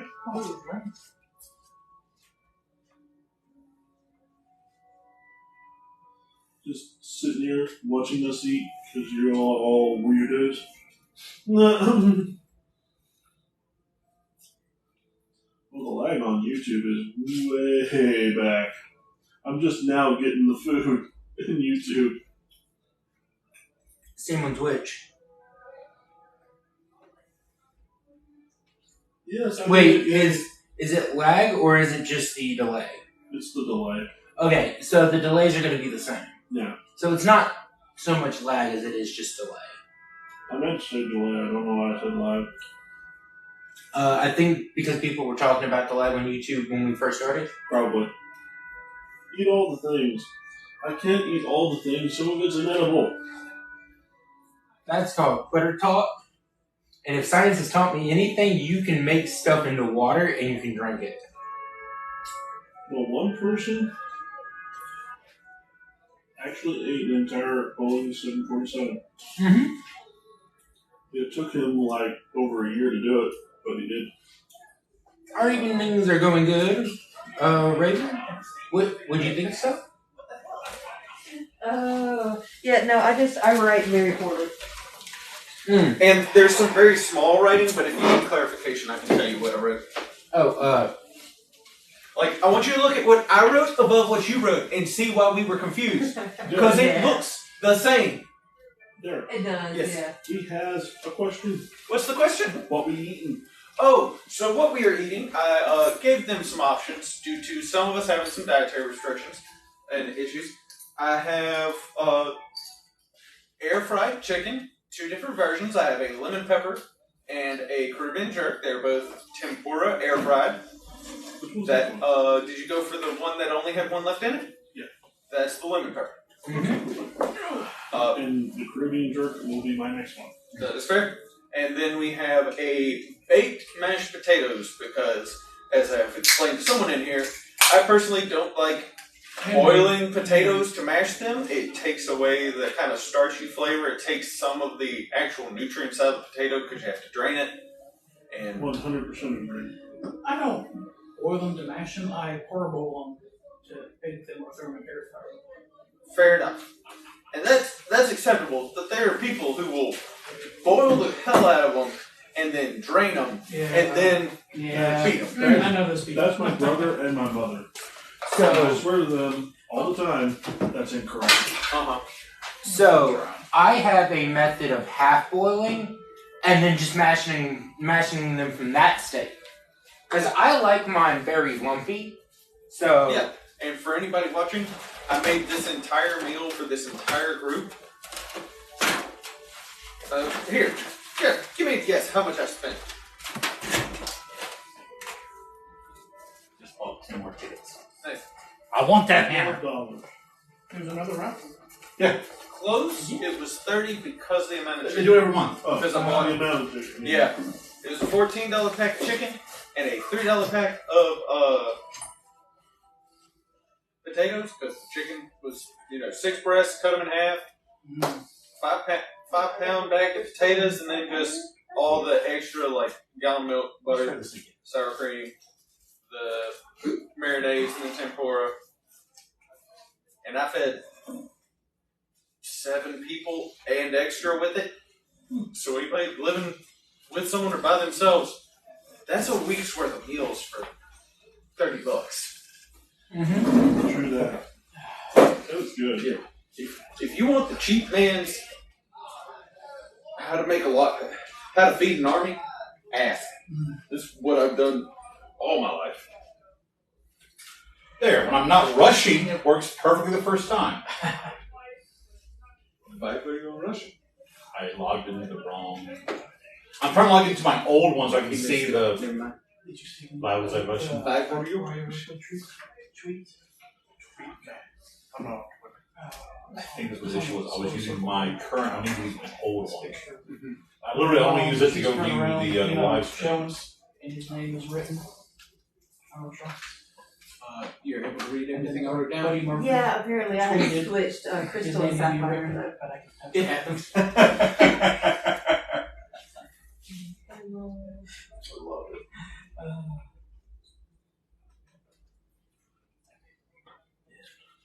I said which order I thought they were in.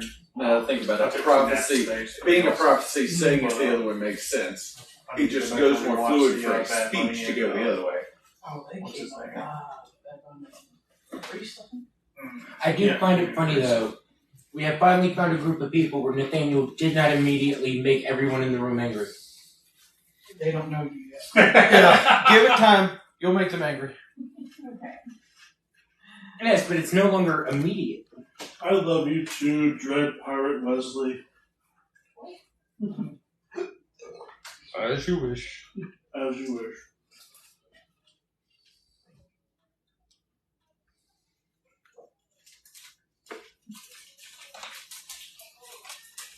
Dread Pirate Wesley said I love you, barbarian. So. Oh no, I failed. Oh no. I guess which one was which, and I chose poorly. You've chosen Oh no. poorly. Yeah.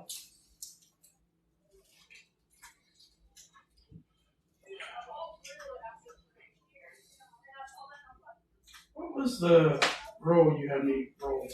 Can you tell me? Or is that for later? Had you rolled 18 or higher, I was going to put you somewhere in the bloodline of him, but that's fine. I ain't got no famous. Your bloodline adjacent. Oh, Jesus. Very fun. We won't consider it. You're saying. Bad Mitch, what was that? Oh, that's cute. What Mitch? What is that? Oh, Nyrin says, got some cool news while making pizza roll-ups. Oh? Was it that you were now Gotta on wait the for it, podcast? apparently. It worked? Yes, it worked. Okay, cool. It worked. It's alive. It leaves. All right, now I can see It the says Muffin knows. Lol. Oh yeah, that was announced. Is it that you're on a podcast? Oh, Night Raven. You alright? I thought you said Mechanical Raven.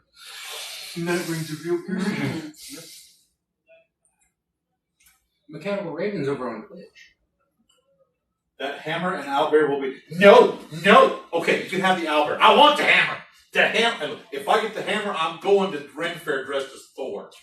Like Ragnarok Thor. That's happening. When I win the hammer, I will lend it to you. Alright now. About it. I have 30 plus tickets in that pool right now. 30 tickets. You know the But problem? it only takes one. It takes one. I'm gonna buy one ticket. Same. You know. I will buy the hammer from you. I know. I'll sell it to you for $10. Sold. Cool. For the price of the ticket. Nobody selling like it It's is. modern wrestling and something. She hits like this. I get an owlbear for a gift for someone else Actually, and a it's more deck. like You basically get a deck and an owlbear for free. Yeah. So I mean, But yeah, Yes, podcast. for those of you who didn't tune in to now, the amazing Night Rain will be joining us on the Playing with Advantage podcast. I cannot wait for point of view. She is an amazing individual within the community, cosplayer, dungeon, an amazing, can confirm, amazing dungeon master, a wonderful individual, a great person to sit at the table with, a great player as well. Just her experience and her talent is just so humbling, and we are very lucky that she agreed to come slum with the rest of us. Thank you, Night Rain. Scotty 420. Hello. Oh, look at this. Our top three viewers are Jeff Beck and Vakarach. That's two people. we're at number 3. Risky Overlord. I got no Risky Overlord. Thank you. Oh, TikTok is running in the background. Oh. Just with a little bitty tune. Oh. That's why my battery draining so fast. I was just about to make that joke. Actually. No wonder my battery's dying. Revelations joined. Welcome. Thank you. So, any questions for us? We take our break for the evening, just relaxing a little bit. He was getting a bite to eat. I myself finishing off this. Oh God, it's a mimic. So I love this cup. Made here at the Hive. This wonderful, like on the backside, it's just a number tankard, but turning around, it's a mimic. When the barbarian threatens the mimic, so it stays as a beer mug. Like me. Look, You bite me, I bite back. I was gonna say, I don't know which one of us. One of us is gonna eat the other. Hey, look. I will gladly say that my fighter killing them all unintentionally multi-classed into a ranger, where his companion is a mimic shaped like a chair named Maytag. Because Lazy Boy was too easy of a bump. So, for anyone on Twitch who is trying to find the Discord, if you go over to TikTok, it is in the link tree. It's in my link tree. I have a active link there to get to it. Oh, but I used one of the names you suggested for the barbarian. Awesome. Which one do you do it? He is Leif Harrison, son of Leif Harrison. Yes. Leif Harrison, son of Leif Harrison. I love it. He asked for plenty Paragon names. I was like, okay, here's the entire list of pun names that I have. Look, he didn't want to. He said he was going to be an elk totem barbarian, Paragon barbarian. He didn't like Jack E. Lope. No, that's too much.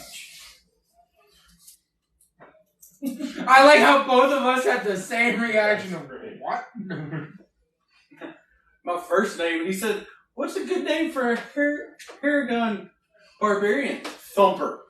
That was immediate first reaction was Thumper. That's come up a few times. So what are some of your favorite names you ever made for characters? I mean, Killing Them All was a pretty good one. He made a lot of characters. Remember that? Well, I take it back. There's one I was kind of proud of. We never got the party to actually know his full name. It was that astral self amethyst monk. Oh, right. Yeah. Remember what his first name was? Oh, God, I have it written down somewhere and I don't remember it. It's Shin. But guess what his last name was? Ron. So Myron has a question. What softness or firmness of a mattress would your character sleep on? Fenriel. I was about to say Fenriel. What firmness is Graham? Depends on the day. Depends. How close to the morning is it? Yeah. Fenriel doesn't have a time schedule. So I'm not saying Fenriel's. I'm saying there's a web comic. making sure you understood what I was getting. It's one of my favorite ones. When it pops across, it makes me laugh. It's where it shows Bard. Hey guys, what? I think our cleric may be a werewolf. How do you know this? Cuts to a scene of the Bard laying down with a little small elven cleric on top. In the background, you see the moon covered by a cloud. Next scene, moon is uncovered by a cloud. Giant female werewolf on top of him, But you notice he didn't call for help. He's not a quitter. Oh God. On a scale from 1 to 10, Finnegan would sleep on a 7. Ricardo's been used to all of them. Look, when you can sleep on a military cot, you can sleep anywhere. Or sleep in the snow. I would like to point out it's wherever Nathaniel drops. I say Sorndrin's somewhere dead in the middle, enough cushion that it gives a little bit when you lay down, but it still holds you basically in place. You don't sink. We all know Kieran's on that just that sinks into the back. Disappears. The pillow dimension has There's been just found. dimple where he laid down. Fenriel's range is between 4 and 8. Yeah. I would say Grim is so used to sleeping on a shit mattress that a farmer The normally straw bed. has. Straw bed, yeah. That's Itchy. just hand me a cot, I'm good. Look, if I have a blanket and something to put my head on, I am good. I am Yeah. done. Finn can sleep on the forest floor or a bed. Either works. It's not like that Kieran did. The first night you guys had the actual manor. Is he went? Says try to go sleep on the bed, but it doesn't feel right. So we actually just got a pillow and blanket and laid down on the floor and went to sleep there. That's very interesting and great character building. Speaking of Kieran, how was he doing surviving his first night in the Feywild? Oh, his first night in the Feywild was very interesting. Remember, time flows differently in the Feywild house. So, That's Agnar. We went to an inn, and we were staying, and my Saurian that I'm playing is from Svartalheim, which has no sun. Loki Noir. So immediately he put his head underneath the bed that someone else was sleeping on to make it more dark, and so he laid on the floor. My warlock character has the darkness spell prep just so I can throw it on Agnar in case it gets too bright. He loves it so much. Our party ranger before he left made him a wide-brimmed hat to block the sun in the daytime.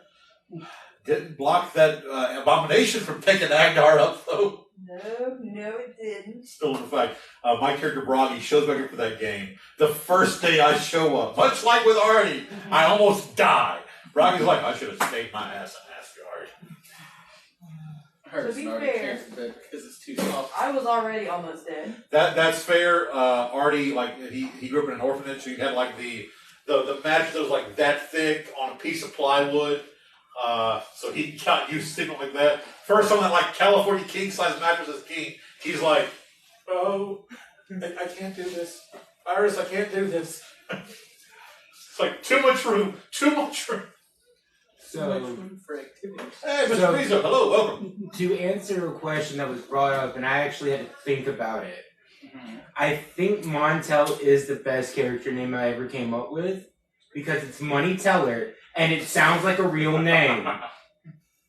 And no one picked up on the fact that it would easily be a good fake name. I had a Tabaxi rogue that I only got to play 2 sessions before the DM had to stop the game. Named Leaf. Full name Leaf on the Wind. It was great. I have a monk that I wish someone would let me play. He is named Master D-Way. First name is Shoyu. Now, the one that I love, because I'm in the game with Jeff, is whenever I introduce my druid character, my druid character is named Jura Asik. He is a Dragonborn. My father is named Tri Asik. My mother is Cree, though you may know her by her maiden name Cetaceous. Her maiden name Tatius. Cretaceous. It's great. I love the little Jeff's face. So Night Rain's throwing out another question of when your character comes to the real world, what is the first thing you show them? I went through the back of Jeff said, but I see the glare. A monster. Like the energy drink? Yes. Oh, God. Gotcha. I would take Sorndrin to New Orleans. Ooh, the voodoo shops. The voodoo shops and the just all the graveyards. That's fair. Because you got to think of all the mausoleums and just the reason that whereas most everywhere else you bury a body, why in New Orleans everything is in a mausoleum? Yeah. Something tells me Grim would go to professional wrestling. Oh yeah. Mm-hmm. Oh, where Bayou Wrestling Federation is, and go watch. The problem is who's going to tell him who's going to be the one to tell him it's fake when he wants to participate? Oh no, don't worry. It is bad acting and good stage combat. It's choreographed. Not fake. Yes. Yeah, but you know what I mean. I know what you mean. Because Bad acting for some. Look. There's some good actors. I mean, because like the famous part where Undertaker suplexed Mankind through the top of the cage match. The cage is not supposed to break like that. Yeah. No, it wasn't supposed to break at all. They weren't supposed to fight up there. No. And Undertaker landed. He landed with like he shattered his ankle when he landed or something. And he already had a broken ankle when the match started. I'll admit, and then he re-broke it coming down. I'm not a big fan of the wrestling itself. I love the stories. Yeah. Apparently, Undertaker was one of the nice. He was the guy you went to if you had an issue. You went to him. He got taken. He handled it. He was the judge of wrestler sport. Yeah. I would take Finn to the Hema Guild. That's out at by Laurel. The what? Hema. Historical European martial arts. Oh, okay. That makes sense. That's cool. There's a lot of blacksmithing, a lot of metalworking, and then they also do the full armored combat. You realize there is an actual coffee museum of America, right? Oh, I know. The problem is Nathaniel would quickly become a criminal. I wouldn't be able to take the man anywhere. I'd be able to convince him to try a monster, and then he'd immediately get arrested and talk his way out of the courtroom. Not out of still being arrested, just out of it. He'd just talk his way out of the courtroom. So where would Finnegan go? I would show Finnegan that the entirety of human knowledge is available. The internet. At your fingertips, yes. I am so sorry for Finnegan. Anyway. Why? We just wouldn't see him for like 2 weeks as we just made sure he was set next to a plug. Oh, he'd be so much better than that. Downloads all the information. Yeah, So where would Ricardo go? I would take him close by to the Parthenon in Nashville. Okay. Yeah. That's good.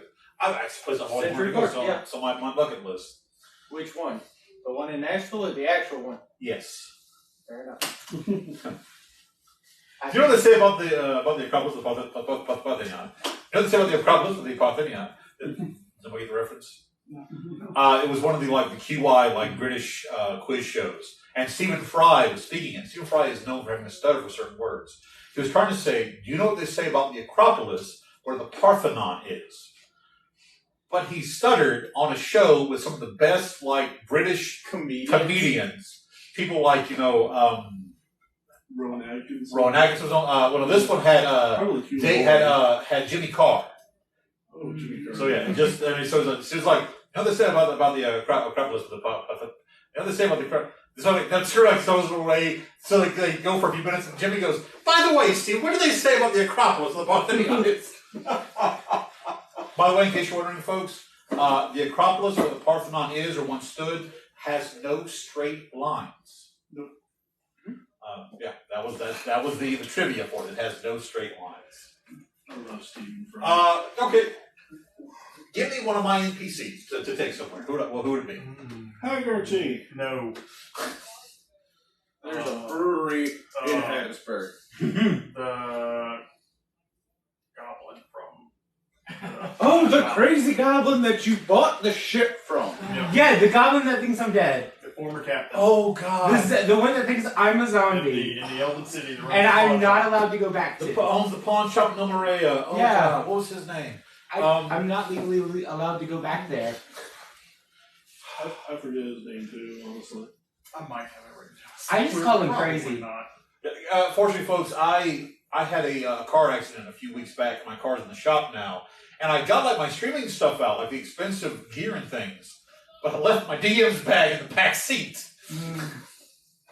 Thinking I'd get it later. It's fine. Drive the car over there, walk out, start getting my stuff there. I'm like, shit. Thankfully, I've got a lot of this memorized. I have stuff on other areas, Google Docs and stuff. Yeah. So yeah. Oh, I was also going to ask, is Grim finished?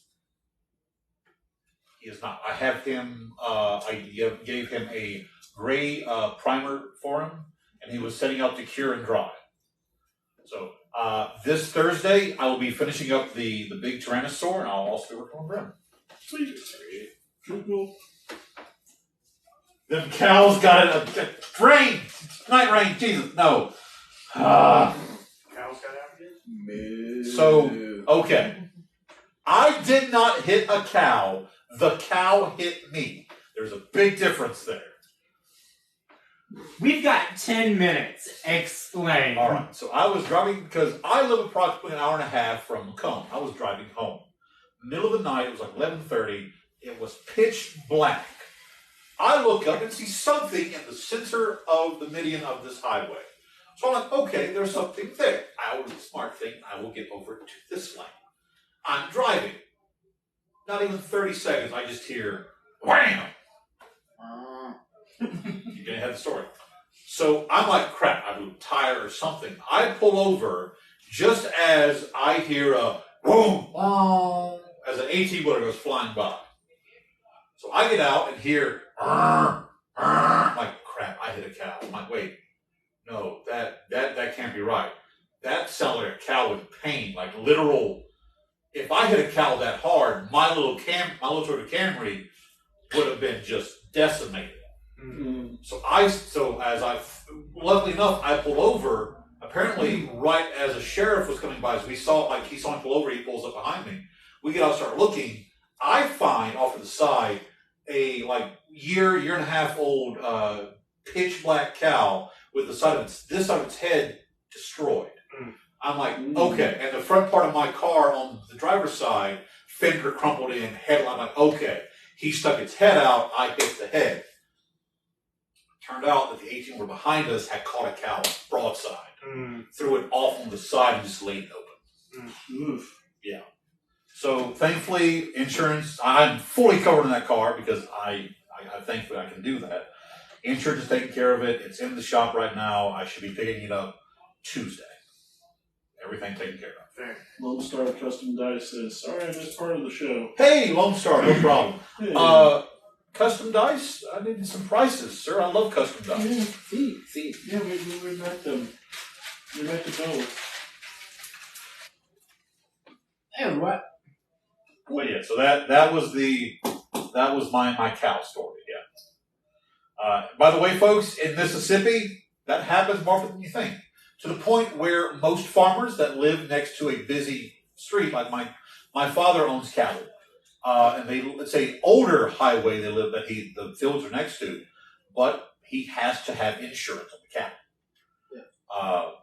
Funny story about my family. My grandfather owned 140 acres, and at one point had about between 300 and 400 head of cattle, and it was next to a railroad, a well-traveled railroad. And one day, I was after a storm, and the storm had pushed a tree down and put a break in the fence. Mm-hmm. And 3 cows got out on the railroad, and trains don't stop on a dime. Nope. So there's a reason that the front end on the train is called cow pusher. I think it's like cow pusher or something like that. It is cow related. Yeah. But essentially, yeah, the cow went through. My grandfather got a phone call. They went out there, had to clean everything up. Thankfully, unfortunately, they lost the price of 3 cows. Right.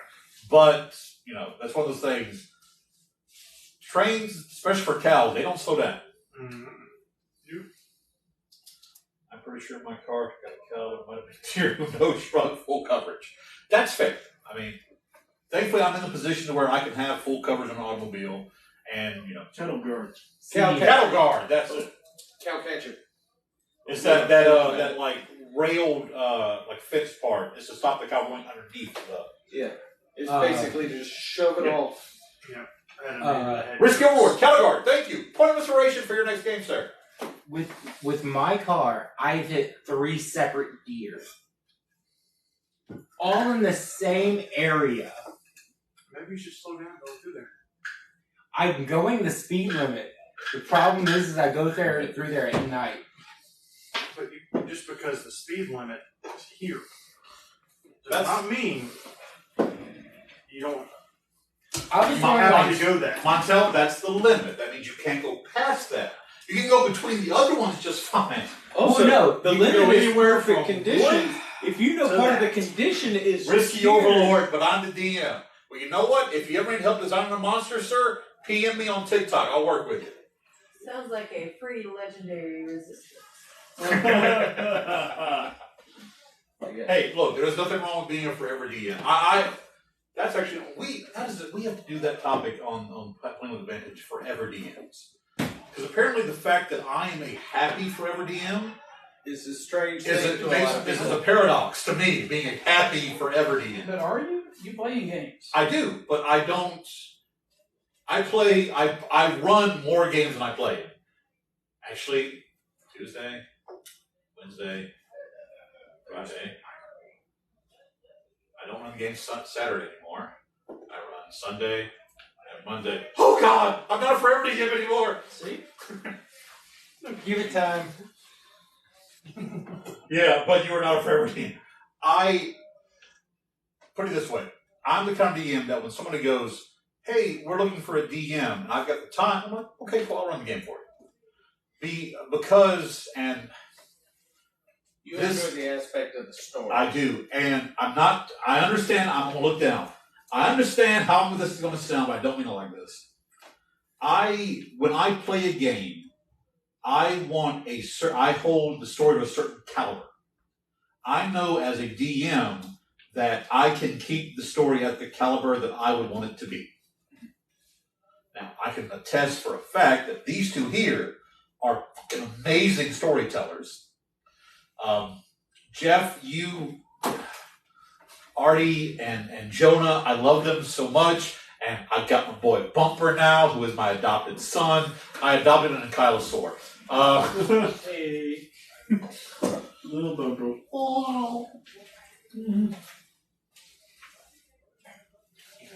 But yeah, so because that was great. We're fighting at one point. We're fighting these bandits, and I'm just like, I'm just a man trying to provide for his son before I started attacking. It was great. And I have. So anyway, I started blasting. Oh, that's a metal leg of a table. Yep, I just punched it with my shin. Second metal beats foot. I also don't think you're Somebody supposed to slip pump with your shin. At least that's what they told me when I was playing soccer. Can't give you a quote on dice yet, son. Just started. Marcus, that's you as well. Cool, dude. We gotta talk, man. We gotta talk. There's a bunch because Marcus is also Chaos Media. Does all the podcasts. Did not know that. Yes. Hey. Scooby, welcome. Okay, all these bugs are starting to get to me. Yeah, this good lord. Infra Blue, I guess Florida, FL joined. Welcome. But yeah, because I have been in games where we actually today's podcast, by the way, the one coming out this week. Jesus. We did anecdotes and D&D story, D&D horror stories, and other stories like that. And we discussed like one of probably was mine and James' worst D&D horror story. And I've been in games like that, and I know what I want in the story, and so as a DM, I can make sure that I'm putting the things into the story that I myself would enjoy.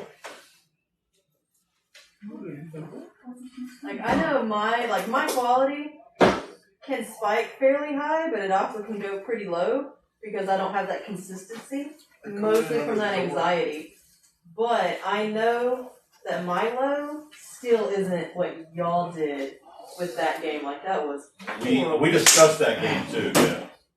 Do you have any recommendations on stores to order minis and trades? Yes, I do. I recommend thehive@macomb.com. The Hive in Macomb. Sorry, thehive@macomb.com. Every time. They do a lot of like 3D printing stuff. All the miniatures I get for the games they print, like this amazing the mimic tankard here. The wonderful like old school barrel dice cup is here, which this may actually be adding this to the. Were you throwing it in the? Are you typing it in right now? I am not. I can switch over to do it. Oh, I thought you were. Hey, Sorry. Migraine, if you would kindly throw the URL up, please. Yeah, Macomb. Be careful. Actually, I have my laptop. I'm sorry. .com. I'm in Macomb.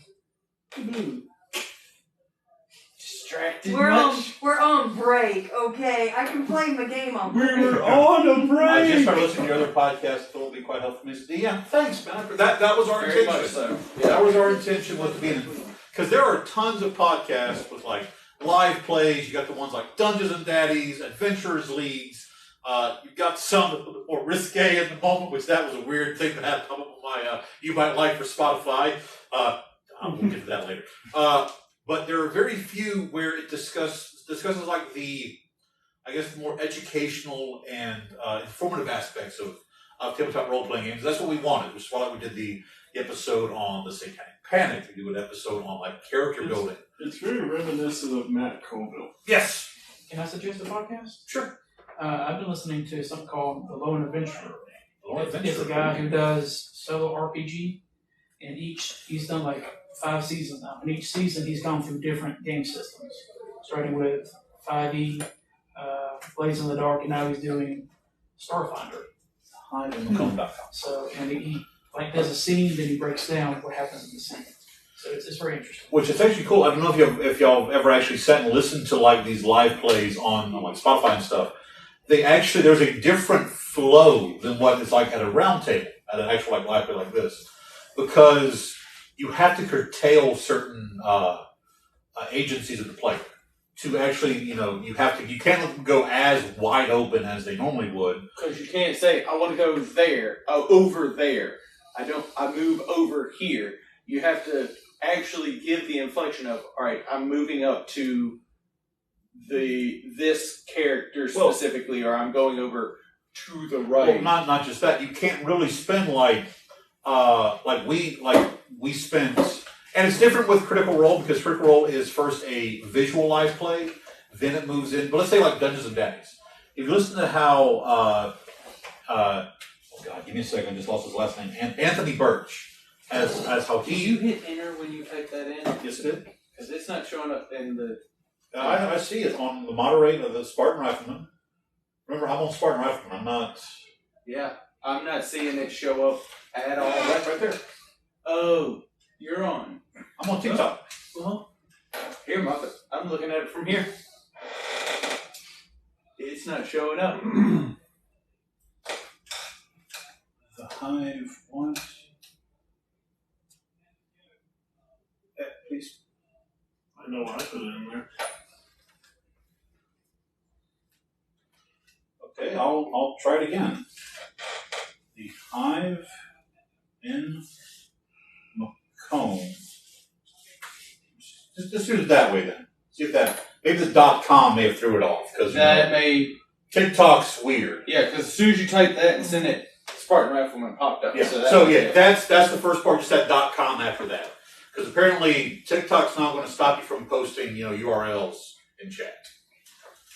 Which is weird because I spent several weeks in a row posting it. Yeah. Just like direct whole post. URL. Yeah. Well, just recently they had to update their terms, so that may be what it True. was. But yeah, so like Dungeons and Daddies, the flow, like you can tell there are certain things that they can't like focus or go as wide as you guys can in the story because one, they only have like an hour, and so they have to kind of push. They have to end at certain points and bring you back in, that kind of stuff. So with that, any other final questions for us? As I saw Derek give me the finger. Thank you, Mary. So the Hive, yeah, that's fair. So yeah. All right. So give it the raps finger. with that, before any final questions, thank you guys so very much. We appreciate the questions, appreciate the views, and Night Rain doing the amazing job of our social media person. So with that, we'll go ahead and I've already mentioned something to them up front. All on the wall and everything. the bugs. Yeah. I've already mentioned Coming something in to the them. They lights there, explain okay. what it. Yeah. Well, it's not just that. Mhm. Look at them.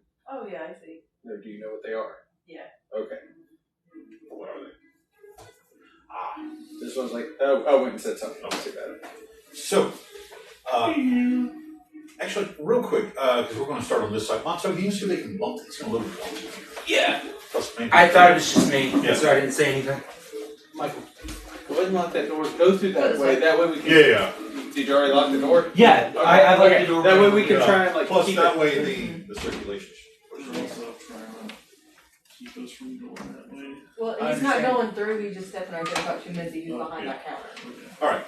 So with that, we will do a quick round of introductions and then jump back into the game as I open my non-specific drink of soda. So yeah, with that, take us off, please, back. I am Beck, and I am playing Fenriel the Farron, the half-elf ranger. I'm Jeff, and I'm playing Grim, the Apple Barbarian. I'm Ben. I'm playing Rikara Karajan, the Gem Dragonborn console sorcerer. I'm Ricky. I'm playing Finnegan Tenderfoot, the Halfling Wizard Rogue. I'm Michael. I'm playing Nathaniel Lasson, the human warlock rogue. I'm Derek. I'm playing Sorndrin, our drow cleric rogue. And I'm Morgan Freak. No, I am Kenneth Moffat, aka the Southern Chieftain. I'm Jorah Asik. And I am the Game Master, Weaver of Fantasy.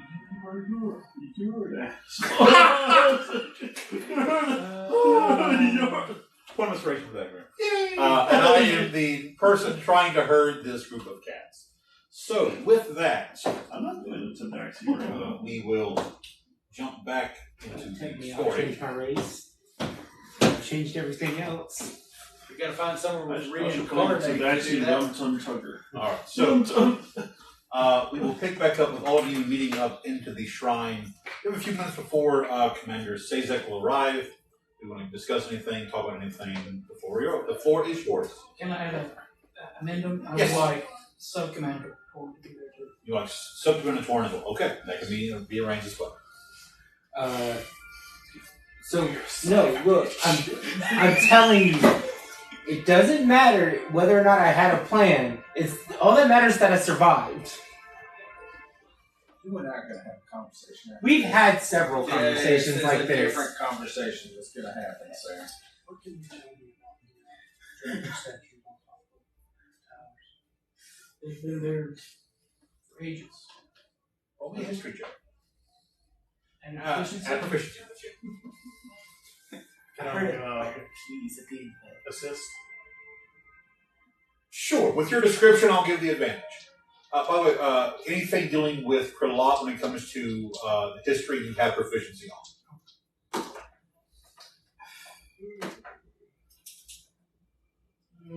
Boy. That's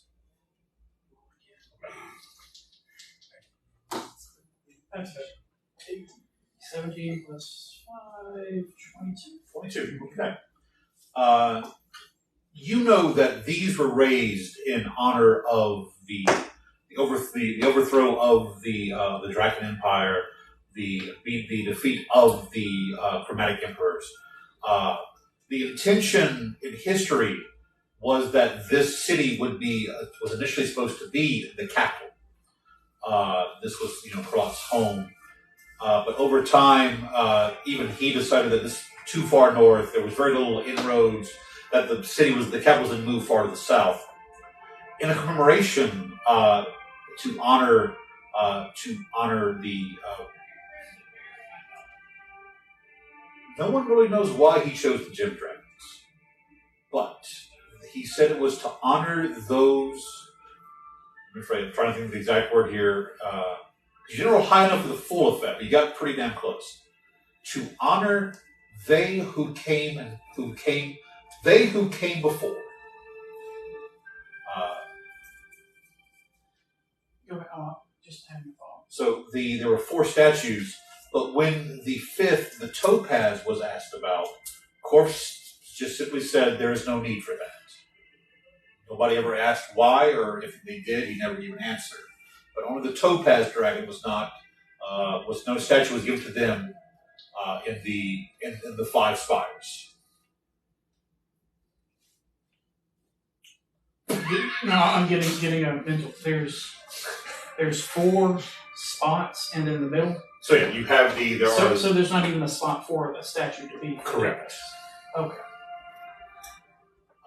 The thought has always popped up. Well, why not put the sapphire in the center, but no, it was always the 4 spires were built, and then those 4 dragons were set atop it.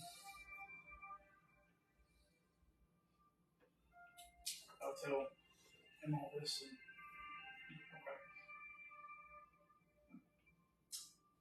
Why do you ask? Tell me if this means anything to you. When stones roar their allegiance, stand with forgotten heart raised. When crowned hero upon the gold, that which was fallen will rise once more.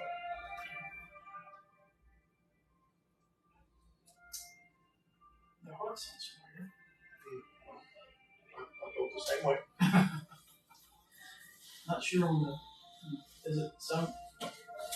Catch anything in his mind? Or anything? You could attempt a history roll. That'd be a hell of a DC, though. Sure.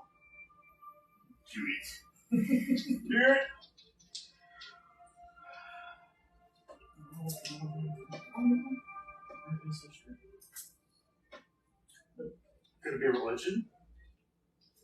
I like your religion, yeah. I don't know if religion's better. If you're saying it out loud, is it No. better option? No, because it would be still intelligence, but because it's Krilat, you should at least get the Religion was proficiency. under wisdom. No. That's That's why it's bull for clerics. Because most of the time It's you about It's knowledge learn and or study, knowledge instead of faith. not. Well, that's the thing. The first step of the first key to wisdom is understanding. So as you understand, well, tell you what, yeah, that's religion is intelligence. I'm gonna have to add a whole rule. Well, there is a standard. You can 19 use other plus- stats for it. 24? 24. Yeah, not high enough, but enough to get you something.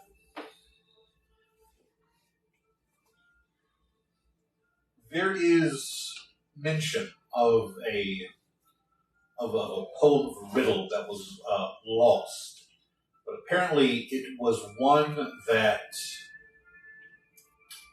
Krilat himself was supposed to have prophesied, have written. Legend says that he wrote it upon the backs of 4 great dragons. But no one has ever really understood what it meant because it's incomplete. It's like the writing on the Statue of Liberty. You know it's there. You don't know much about its history aside from its pretty words.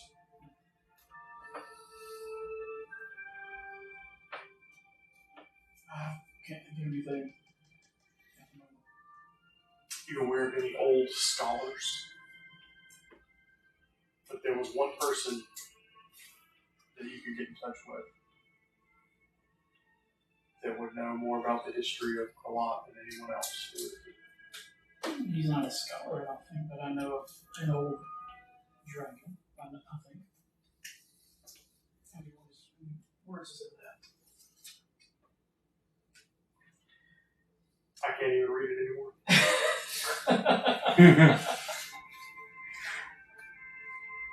Ever how many sendings it will take, I will try to send a message to Alvar. Does this ring a bell? And then send the words to him. Okay. I don't know if I'll take 1 or 2 spell slots. That is exactly 24 words.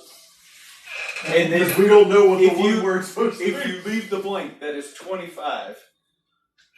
If you just put like gold, and then I don't know how you do it mentally, unknown. I'll be honest, that was unintentional. I didn't count them out when I was writing That's that. exactly 25 words if we knew what the other thing is.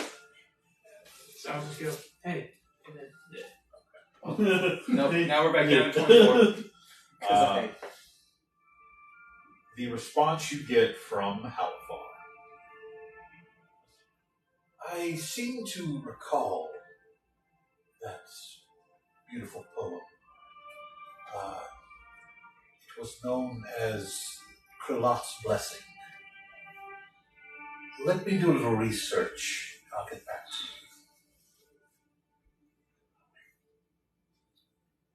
Roll me another history check.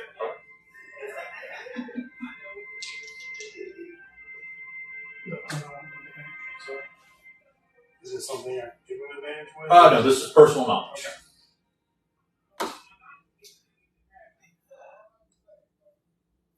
12.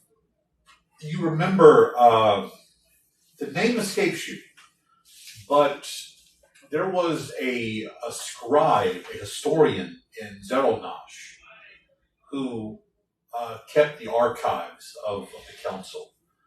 They were a very odd Dragonborn. Apparently, they were very fascinated with like death and rebirth, but they were very knowledgeable and guarded the secrets of the archives very closely.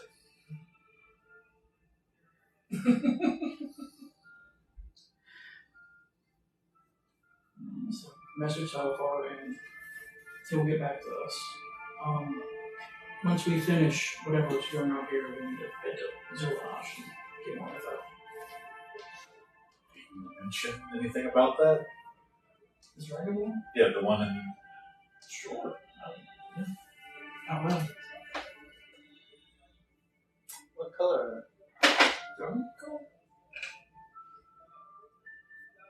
You have my list. I'm aware. I don't have the copy with me. So. I know. I'm sitting here with it. Yeah. I've already told him I talked to someone in the city. Why are you looking at me funny? You remember that I said something to someone inside the city that will be helping us out soon, hopefully? Because if I remember right, I had to train with all of these before I became. Was this one an odd bird? You were, yes. That worked as a scribe. Yep. You never saw anything really outside of the archives. By the way, it's known as the Talon Library. You lived and worked with it mainly. You remember seeing a couple of random Dragonborns who would show up. Roll me a luck roll. You gotta get high for this one. Roll my luck for me. So no, you never saw her car. Okay. But yes, That would have been funny. they were a very odd duck. I think I know who we need to see. We'll deal with that bridge when we get there. The Talon Library.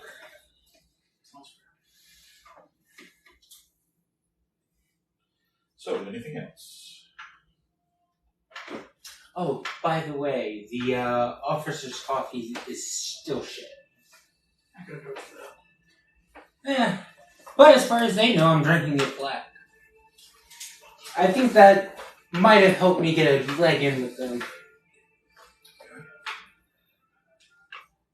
So, as you finish up your conversation with the Sendings of Left, there is a knock on the door of the shrine.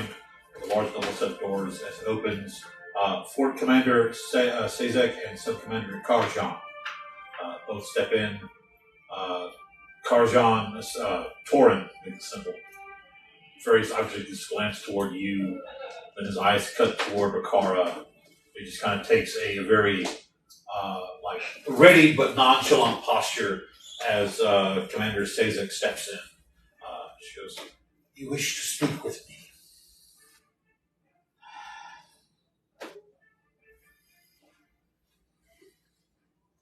We are just first wanting to know what your plans are for taking back Greater City in any way we can. That is actually what I was wanting to discuss with you. In the archives of the library, we have found the ancient mines and tunnel routes that encircle and go under and through the crater cities. Most of those were collapsed inward after the revolt, after the rise of Krilat. There are a few mines that open on the outer rim inside the city still. But my scribes are currently looking through that there are 3 that, though sealed, open up within the city proper itself, within the modern day borders of the city. Out of game, as you know, that when it was used to house the workers, so the crater is about a mile and a half, 2 miles across. The city itself was only about half a mile wide. So it was in the dead center. There was like guard towers and everything around, and the mines were on the outside. Over the centuries, the entire crater, even some of the raised sides of it, is now filled with the city. It's similar to like the Kowloon city. Not that bad. It's still very clean, very livable, but it is packed from one side of the crater to the other. That now the actual fortified walls of the crater are the walls of the crater itself. There are several that now open within various parts of the city that we are trying to perhaps see if they are capable to move small squads through, though any sort of backup, any sort of reinforcements would be difficult to move. Go ahead, I'm sorry. I was going to, as you see her kind of glance back to Torin, ask if you and your compatriots would be willing to act as an advance force for us to move through these tunnels. It is very clear you can take care of yourselves.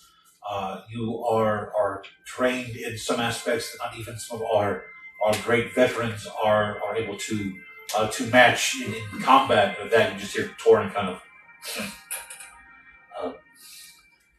And so it would be very helpful to us. And you are, forgive the term, my common is not that so well. You are expendable. Is that the word I'm trying to say? Sounds about right. I don't know if that's the word you're trying to say, but it seems the most appropriate. Yeah. It is the less politically correct, but most accurate. You are not members of the army. If something were to go wrong, I could feign innocence. You are correct on that. We are not members of the army. You don't kind of eyes towards Torin. See Torin just kind of glare back at you. Roll me a d20. Straight d20. No, actually, call it an intimidation check. I'll keep that. And remember, I'm also staring him down as he's saying this That too. is a 27. To a 17. As you stare at him, you just see your cousin finally kind of cuts his eyes away from you. She goes, Rakara, your cousin, forgive me, Sub-Commander Karajan has informed me about your history.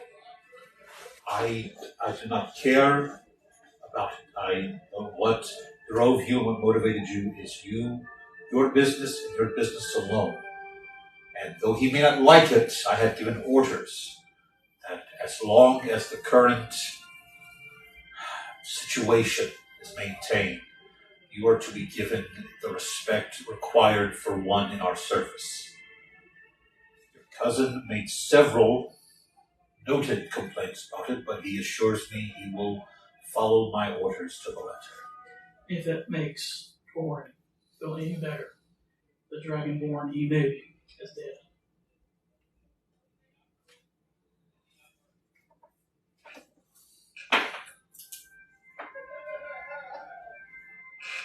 I am not eating.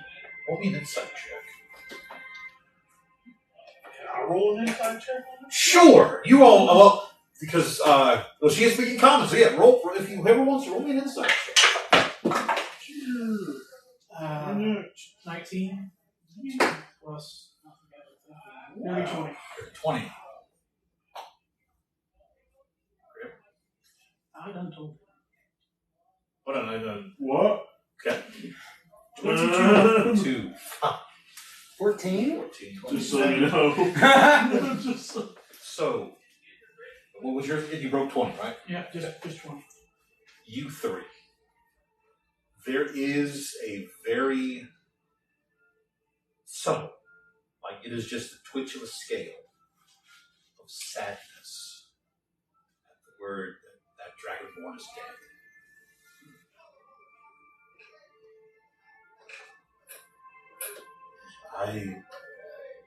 At the end of this, I will be honest, Rakara, once the meritocracy is fully established and certain parameters are reset and the command chain is restructured once more, you may be called up for what happened.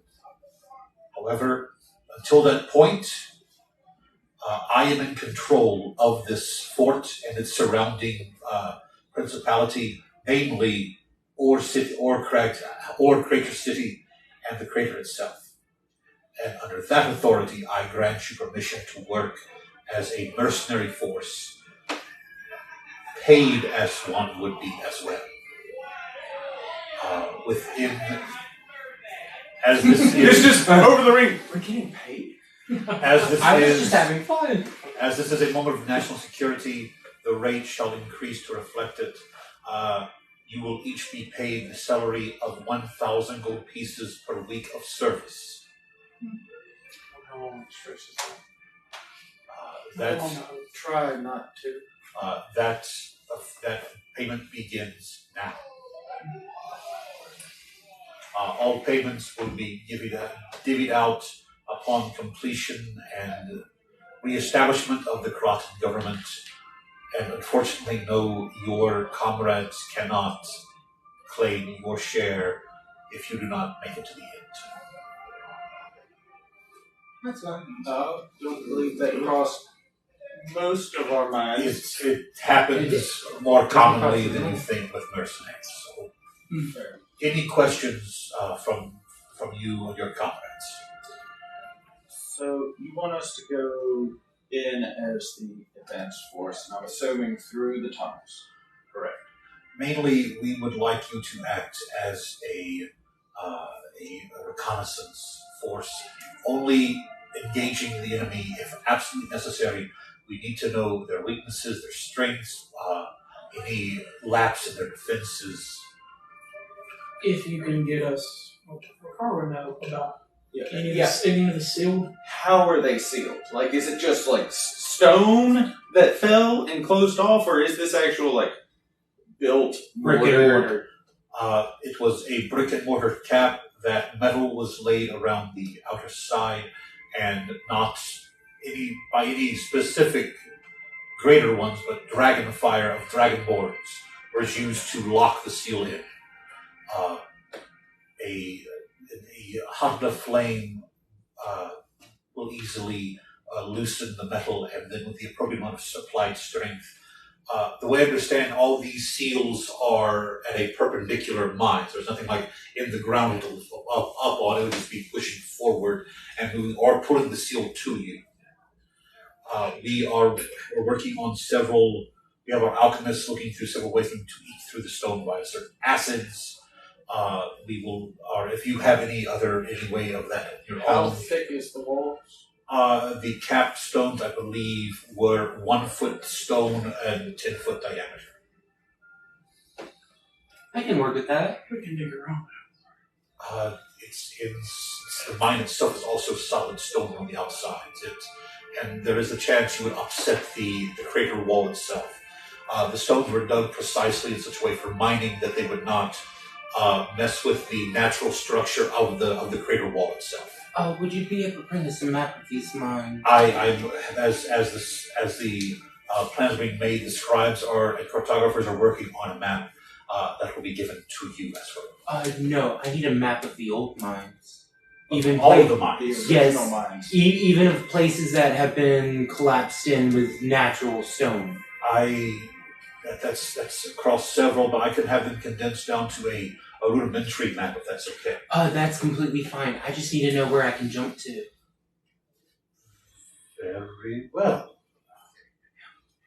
We're having a similar thought process. Is there Similar, but not really. anything else you will need? Just make a 5-foot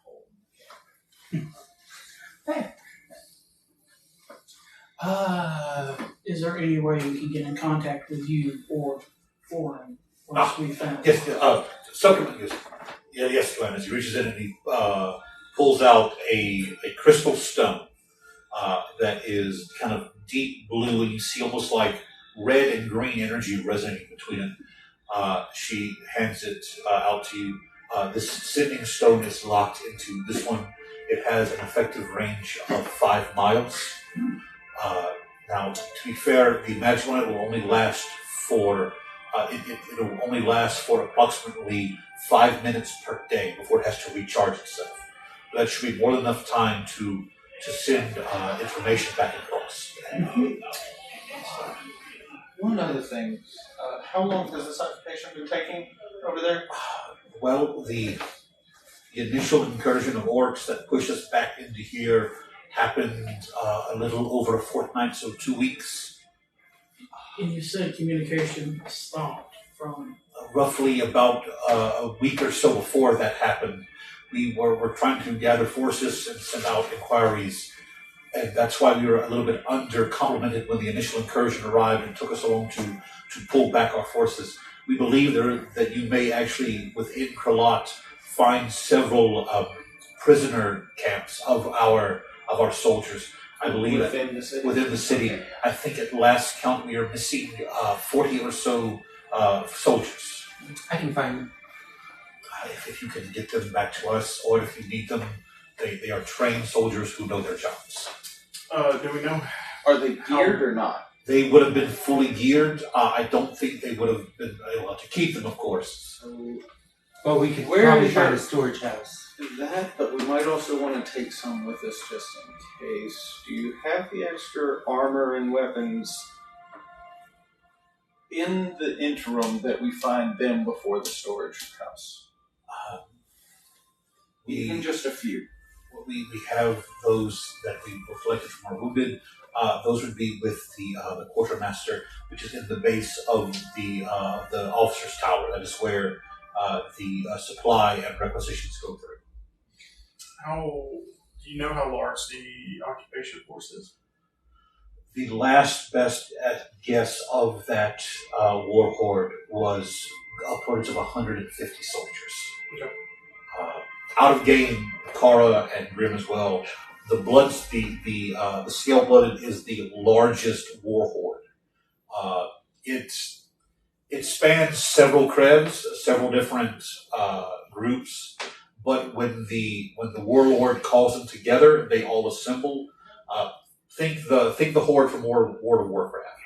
It's just their whole thing is victory through superior numbers. There's a chance that some were down in the original incursion, but you're talking at least a force of 100 people in a well-defended sieged area, like siege-proof area. Do we have any current reconnaissance going on of the crater? Not really. We've tried sending some scouts, but the orcs have extensive raiding and scouting parties circling the outer buried lands of the crater. They were never able to get deeper into it. We have tried to do some flyovers through various magical means, but aside from just normal things you'd expect with the orcs on patrol, various looting and things, they all seem to be. They seem to have made a base operations within the main structure, the temple, as it were, within the crater. Cool. So be looking around there for your men, more than likely. Not temple. I'm sorry, mausoleum in the crater. While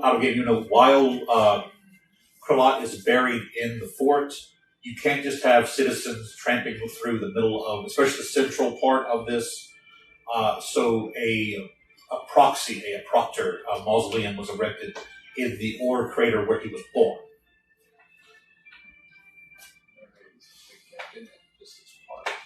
Similar to how saints are done. Actually, there is what you know, though the actual items are themselves are secret. That there are some important reliquaries of his within that mausoleum.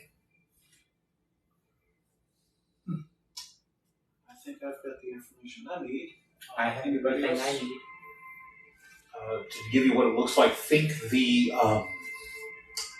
what's in the building in Rome, the large dome with the circular opening at the top. Oh, the it's the. God, I can see. But essentially, it's this like large dome building. It has several like thick columned walls around it before like actual stone walls, and it is in the very center of the crater. So that when the sun and moon pass directly over it, light is shown straight in the center of this temple, this mausoleum, and it shines directly on the effigy of Corpse Krilat. If we can get me within 1,000 feet, I can confirm whether or not that's where they are. It's the Pantheon. Pantheon. Thank you. Because it's all the gods. Yes. And I hate myself some days for the words I forget. Good. I like your idea of bringing weapons and this. Arm, Even if we can't arm all of them, at least give them a sword. we arm enough How- that we can acquire them. How would you carry such weapons? We have ways. We would only need. Of course. I will Go shoulder deep in the bag. Torrent, Your man yes, pops yes, in his ma'am. bag. Go see the quartermasters immediately. Have them prep any weapons and armor that they can for our men. Nothing size specific. We need it to be as generic as possible. Sabers, bows, and basic breastplate should work. Of course, Commander, he turns and leaves.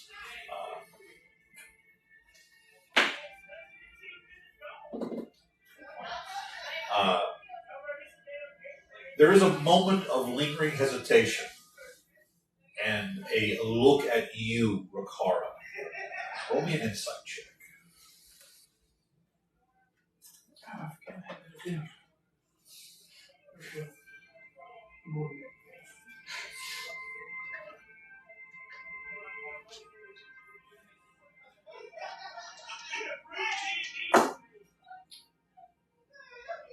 Magic.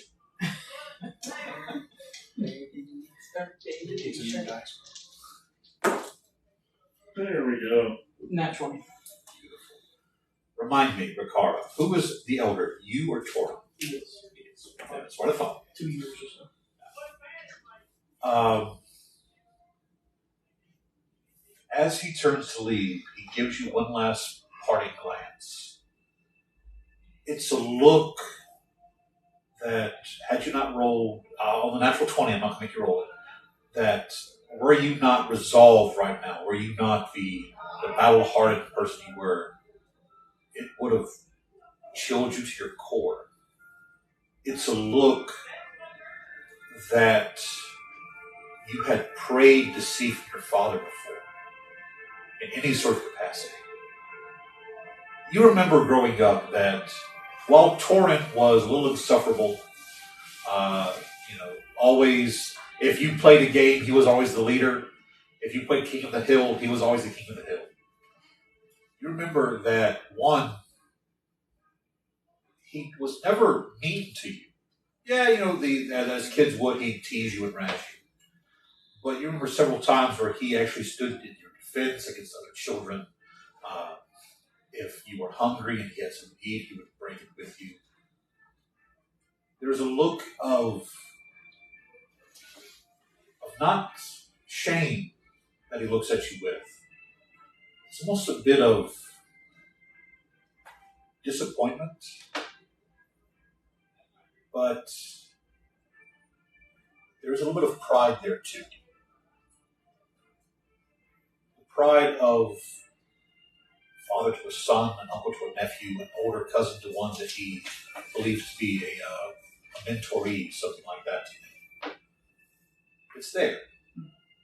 It's not very prevalent, and it's very flickering. But there's still that little bit of pride there. As he just kind of turns and leaves. Commander, is the quartermaster in the same place it was a few years ago? It is still within the officer's tower, yes. Yeah, excuse me. Okay, you head off after your customer. So, while you leave, she's kind of, okay? Forgive me, I'm not used to speaking. I am not very comfortable speaking with other, I don't really need a lot of...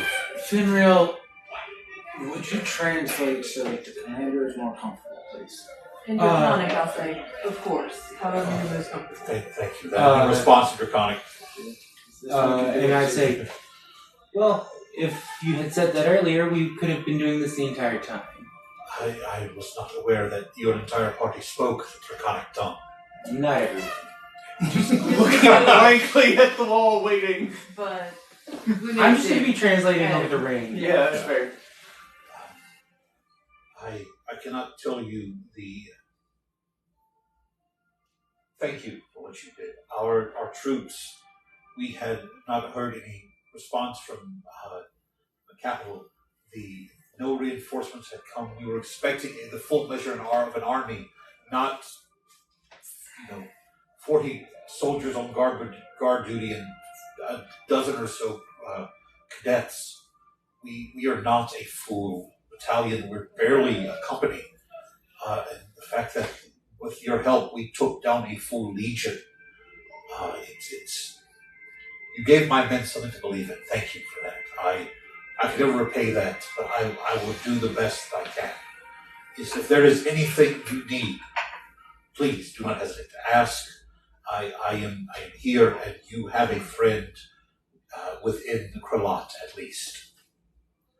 And on a more personal note, you see her countenance changes as the military bearing seems to fall away, as she just kind of sits back in the wooden pew, leans forward with her arms on her knees, just kind of, thank you for taking care of my niece. When I heard that my sister and her husband had died, I asked questions, I sent inquiries, but nothing was ever told to me about Gola.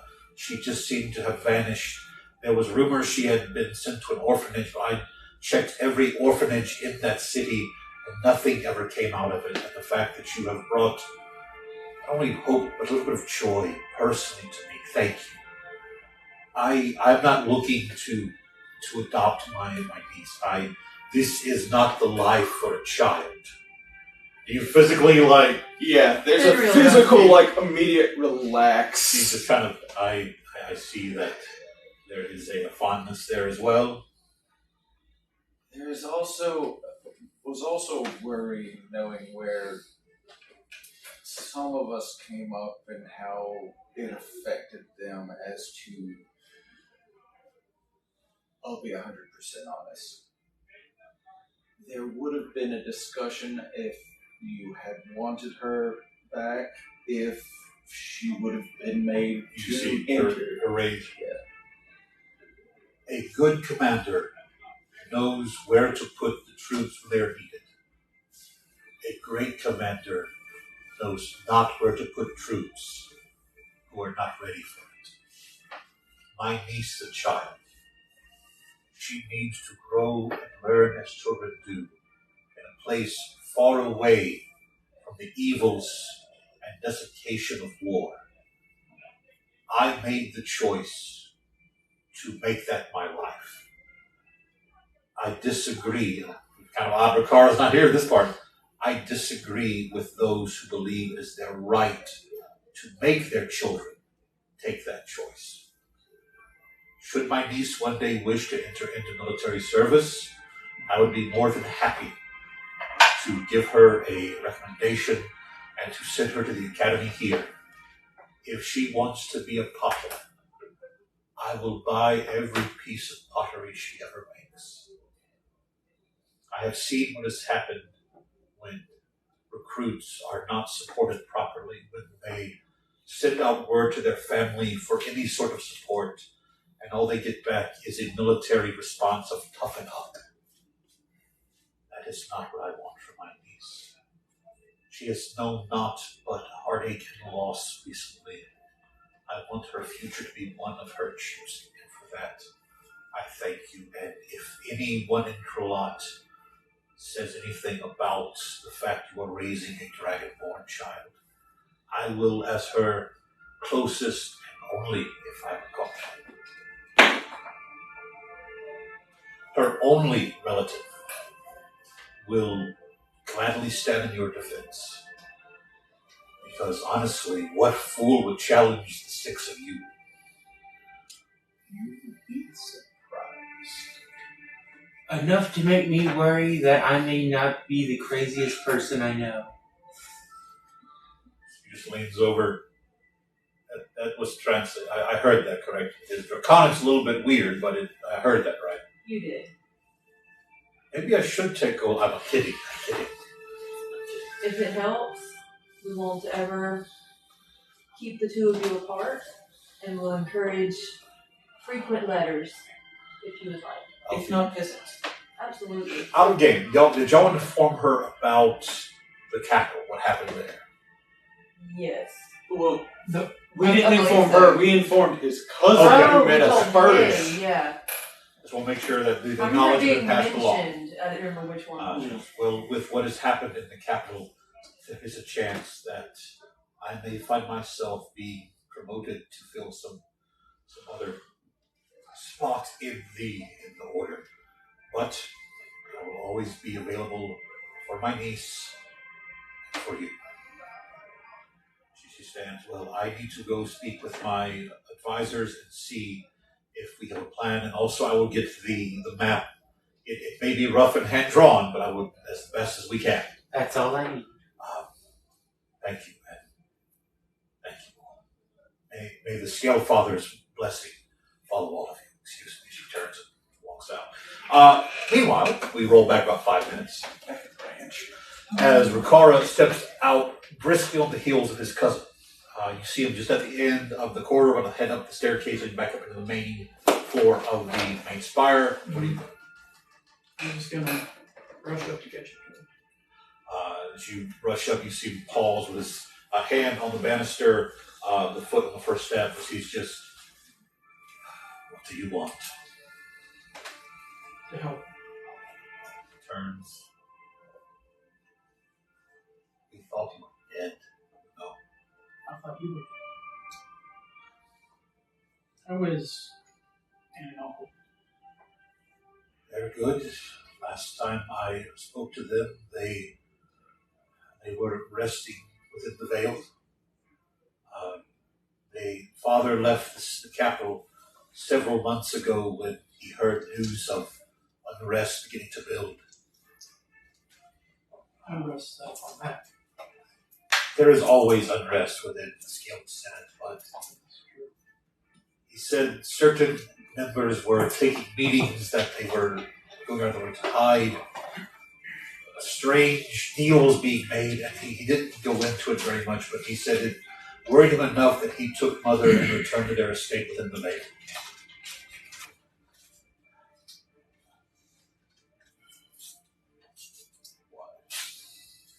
Stops, looks at you.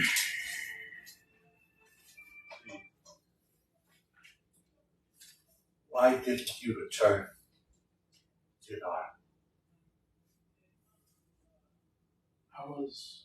Your name was inscribed on Memorial Hall. You were counted as dead. You were given a burial with full honors. You were raised within the meritocracy. Our family gained prestige because of your sacrifice. Why did you not return?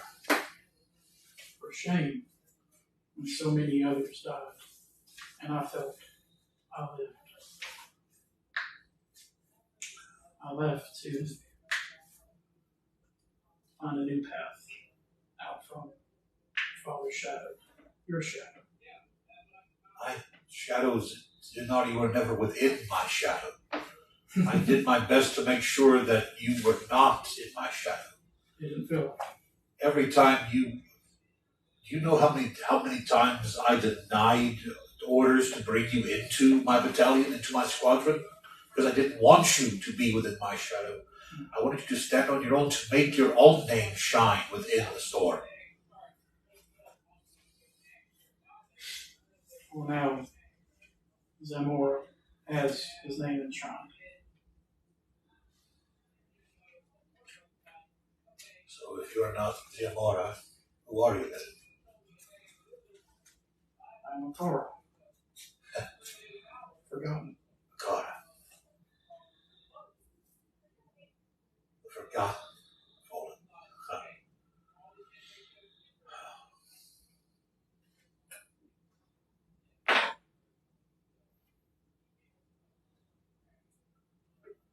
Well,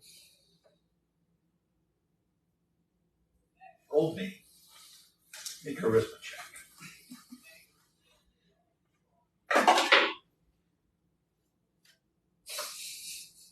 That's why it's there. 17 plus 5 is 22. 22.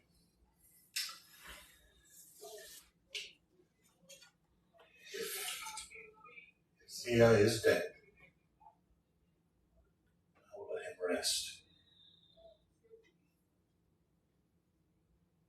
But I cannot have my cousin returning.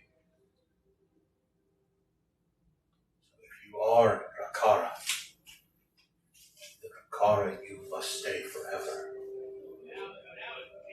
You understand my words? I understand. And that's how I feel. The companions you saw me with, they're my family.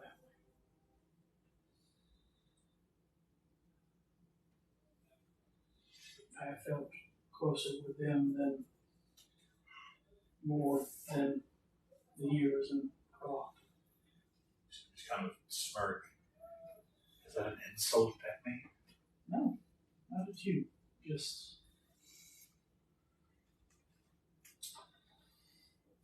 my feet have been set on a different path. He just kind of turns fully now, standing a few inches taller than you.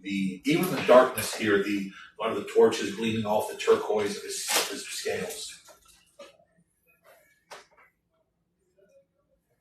Do you keep the family last name?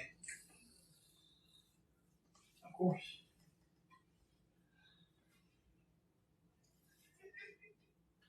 Very well, Lakara. If you are not my cousin, then I don't know you. I have no feeling towards you, good or ill. I neither respect nor disrespect, love, hate, honor, admire, loathe, or revile. You have a clean slate with me, Rakara. Write upon it what you will. He turns and walks up the stairs. This is for the quartermaster. Yes. I will follow him, and if he is willing, I will tell him a little bit about Rakara's journey.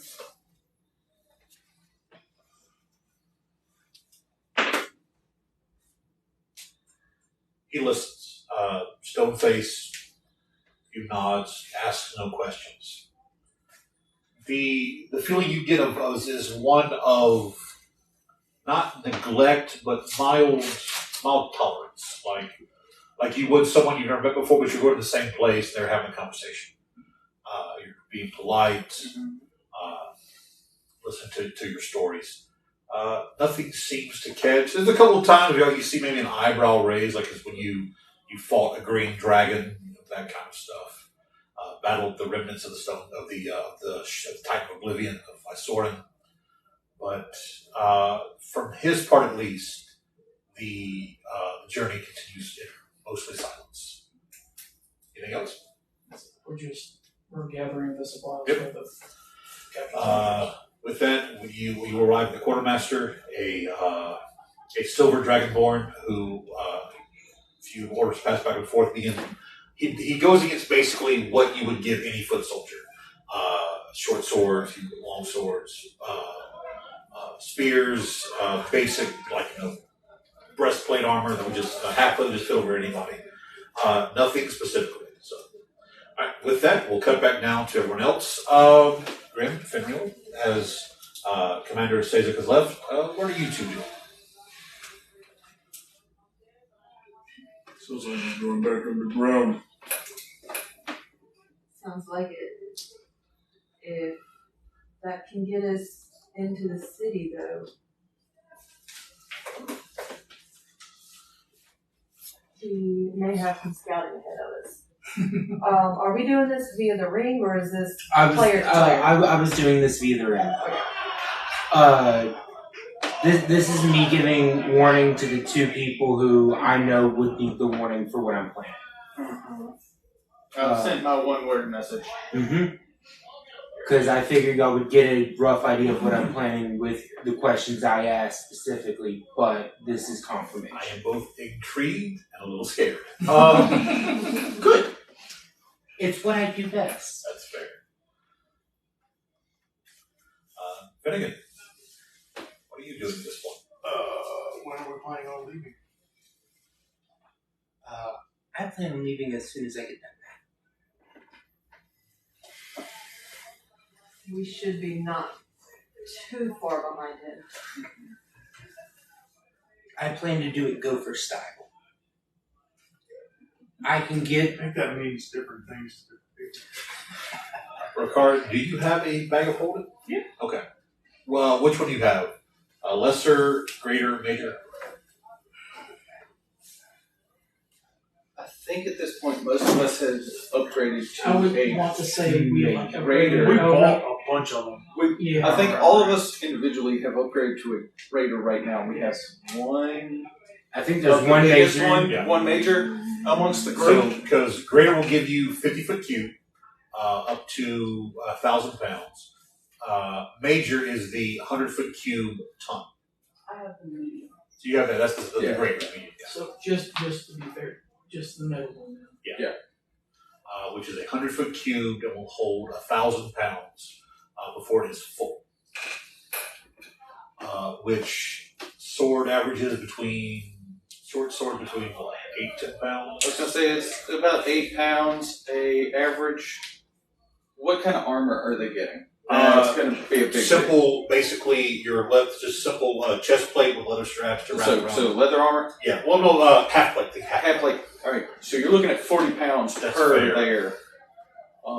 So Short sword is 2 pounds. I said, Wow. Okay. plate it's a lot. Yeah. Well, that's because we're used to. or breastplate. I guess it's a breastplate. Which of the two is lighter? Breastplate. It'd be breastplate. Yeah. Then, Or we just mention just the lightest stuff to where we don't make a lot of noise getting out there. So anything that can be.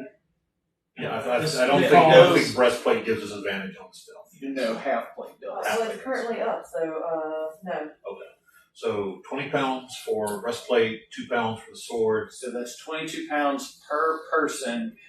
and I'll let you. There are 4 groups of 10. There are 40 soldiers that have been. Yeah. Honestly, our best bet is to take enough for the first group, and then between us and them, working our way through attempting to allocate their armor or alleviate armor off of other individuals we come across. Can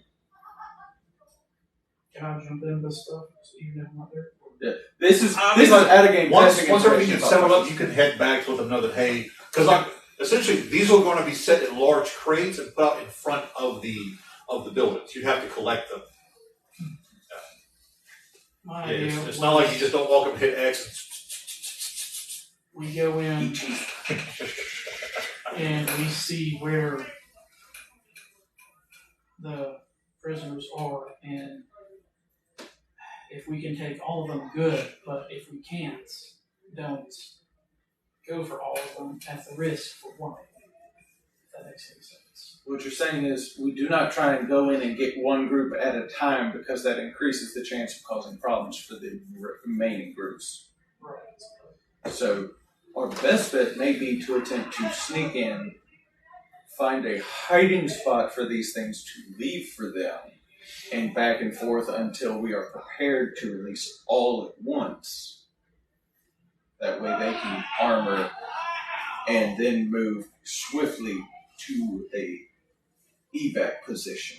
And then with his mines, the secret pass, maybe we could sneak in Dragonborn soldiers and place them within. So, and then at a certain time, That may be. it's more. The problem is that I do not think the commander is going to like the idea of that. You have to remember, like at most they have 65 people here at most. I mean, with our skills, we could armor them and arm them while they are still in their cells. If we are carrying stuff in bags of hold. No, that's what. But what we're discussing is if we're having to remove one group and then go back for the next, a guard watch can come by, see that empty, and increase security, or just straight up kill remaining prisoners, knowing that that's what we're coming for. What you're saying, Or so I let think what you're traps. saying is go in, arm one group, use that group to free the others, picking up weapons and armor. Yeah. Well, that was Find my their own- initial yeah. plan. Well, But that also causes the similar issue of increasing alarm. There's a higher risk of increasing the alarm and alertness of the captors. If Except for- group 1 is found discovered before we can get past group 2, then groups 3 and 4, Maybe kill. etc., maybe definitely. yeah, no. Great. What I'm suggesting is we arm all the groups at the same time. What I want this to be under. So I can dimension door into wherever they are being kept. Give them the Roll me armor a and wisdom weapon. check, adding Tell proficiency. them what the signal is to try to escape. That's what we were just saying. Yeah, that's Allocating it a hierarchy and of then in and out if you cut until off, they are is that what all he's- prepared. if Oh, we can okay. locate where they all are, 14. and 14. then Could I have a get system? prepped and ready. Since I'll let they're you more sit. trained in that. Go ahead and roll the advantage. Timber. No. They killed the little cartoon Riccara. No! Oh, No, wait, stop. Less. So 14. It's 14. You know that specifically the scale-blooded, when it comes to Dragonborn, are ruthless and relentless. They just want to fight. To the point where they will forego tactics and just, soldier, warrior, just trying to flood. So there is a chance, like you can, use that to your advantage, distract and that kind of thing. There are very few actual tacticians. It's essentially more of we show up en masse, raiding party, and that just bust your door down and take your pottery, that kind of stuff. Maybe I'm thinking too much about this, but if the Skull-Blooded or Bloodlust against the Dragonborn, then why would they have Dragonborn prisoners? Have fun with later. There you go. Because there's nothing like having on a boring day being able to go, all right, throw that black one in the ring. Who wants to take him on? The thing is, you remember that it was decommissioned and essentially used for various purposes, but the Crater City has a fighting pit. Back in the Empire, Dragonborns were pitched against each other, against creatures, against Draconians, against dragons. There is a fighting pit. As for if you could bring down the head of the herd in full view of the majority of the other under chieftains, and it is a quote unquote clean kill, there's a chance some would bid knee to you. There's also a chance that the other chieftains would go, hey, look, the big chief is dead. I'm now the big chief, and there could be infighting. It's literally 50-50 in each direction. Yeah, you may have some that, hey, he killed the big boss. He's the bigger boss. We'll bend the knee to him. But then you're going to have the other ones, hey, big boss is dead. Cool. Now's my time to try to take the big boss's position and, work my way up. Promotion via the sword, so to speak. Grim, you would know in most quote unquote civilized crabs, it is like you could challenge the chief for control. The fight is usually never to the death because an orc that is dead can't work, can't procreate, can't add to the community. It's usually beaten to within an inch of their life. A submission call is given, and then the fighter has enough honor. They know if they don't stop once the enemy is beaten, they aren't worthy to lead. So once the submission call is given, they are honor bound to step back. Now, only in an agreement by both combatants is to the death considered, which is what happened within the arena with you, where both you and your opponent gave the consent to, yes, this fight, if this fight is to the death, there is no honor lost. That's the way your father saw it, though. That's part of your story. So, to some orcs, honor is given by your opponent. To others, honor is taken from your opponent. And these ones are all about take. There you go. Who is allowed to challenge a war chief? Either a chief of equal standing or a chief directly beneath it.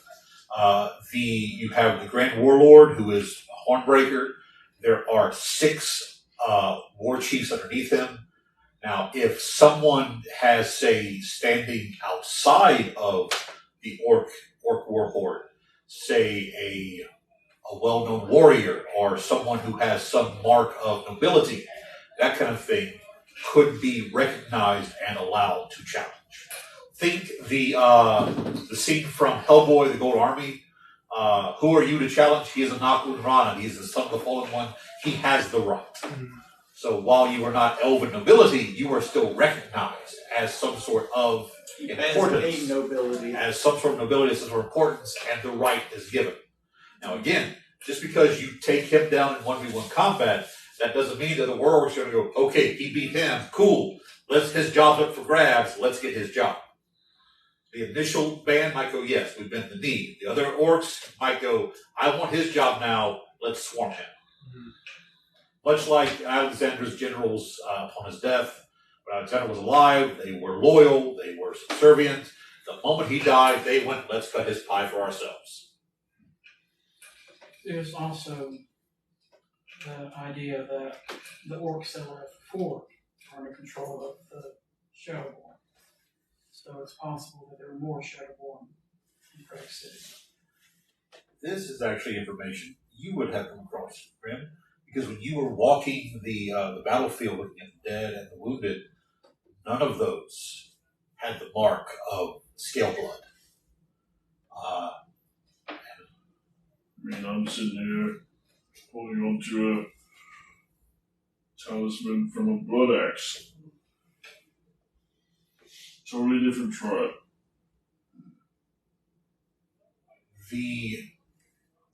There would be a reason. I'm not going to make a roll. This would what you know, what you've seen.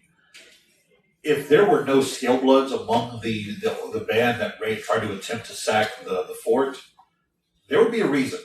Like these other warriors were not. These other war bands were not nearly as bloodthirsty. They were not nearly as war-lusted as scale bloods. So it's like, we're going to war. Tell the Marines to wait at home. I do that because it's different. They like to fight, that kind of thing. Oh, no. Oh, yeah. I'm sitting here going, yeah. Essentially, that's what happened. They went to war, and they told the Marines to wait in the back. So there's a reason. There would be a reason why there were no scale bloods here. There's something important in Craig City.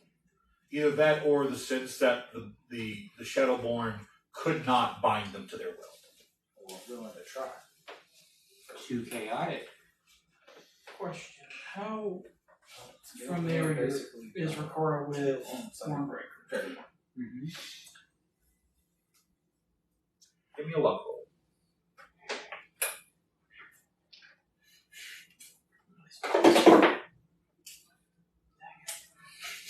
I can't reroll that. You have points of duration or I have meta magic. You can use a I'll let you use meta magic. Because of what this is dealing with, I'll let you use meta magic. Ooh. 12. You still beat the. So, okay, here's the thing, Ben. This is where I'm gonna give you, if you want, narrative control of my game, of my world. To either you can say what happened to Riccara right before he died, or if you want me to basically add to your backstory, it's up to you. Essentially, whatever you say happened to you in that fight that led to him grabbing and shattering your horn will be what happened within the world. In my mind, Riccara ran through, and he fell, and then one of the bodies of his comrades fell on top of him, and that's why he thought that he lived through the fight. But now knowing that he died, then that makes more sense that Hornbreaker found him still after he was the one that ran through. Okay.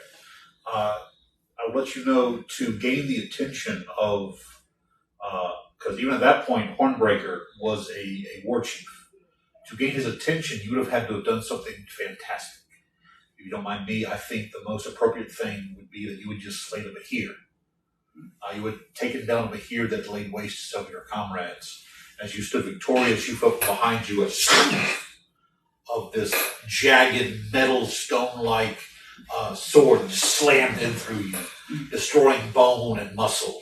As it ripped it out, you felt a hand grab your horn, and then as you fell, and one of your comrades from on top of you trying to defend you. I'll ask you this, Ben. When we did the fireside stuff and fixed your horn, would you have told Sorndrin about that? Why his one was broken? Yeah, because we had the whole discussion about accepting and overcoming, because we were both keeping those scars as kind of signs to ourselves. Yeah. Actually, real quick, no, he wouldn't have cut it off. Basically, the last thing you would have felt before you died was the pain of that horn being forcibly snapped off. Yeah. That's the pain that kept you that close to life. And then the later stuff happened to bring you back. Yeah, I would mention yes. Okay. Okay. So, I'm asking for the purposes of Scry. Yeah.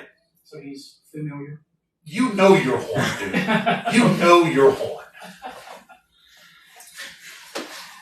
All right. And I'll tell you. I've been waiting for you to try to scry your horn. Like this is something I'm prepared for. Okay. I'll tell the group that I have a way to find Hornbreaker when the time comes. Yeah. All I think was If anybody's got the bingo card, things that Finnegan was not expecting to hear tonight. Remind me, I'm going to actually make that a put Run up your on the horn. I mean, all I can think of is the scene from Futurama with Fry and his horn. I know my horn.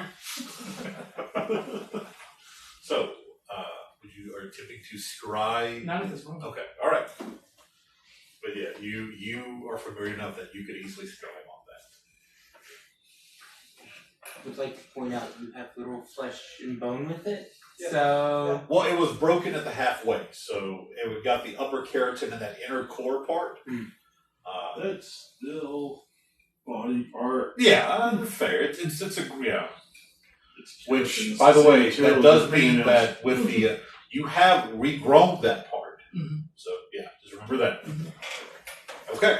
So what you're saying that your plan is to challenge him? I don't know. Maybe. You realize that even if you win, there's a chance they're just going to jump you. I have this many.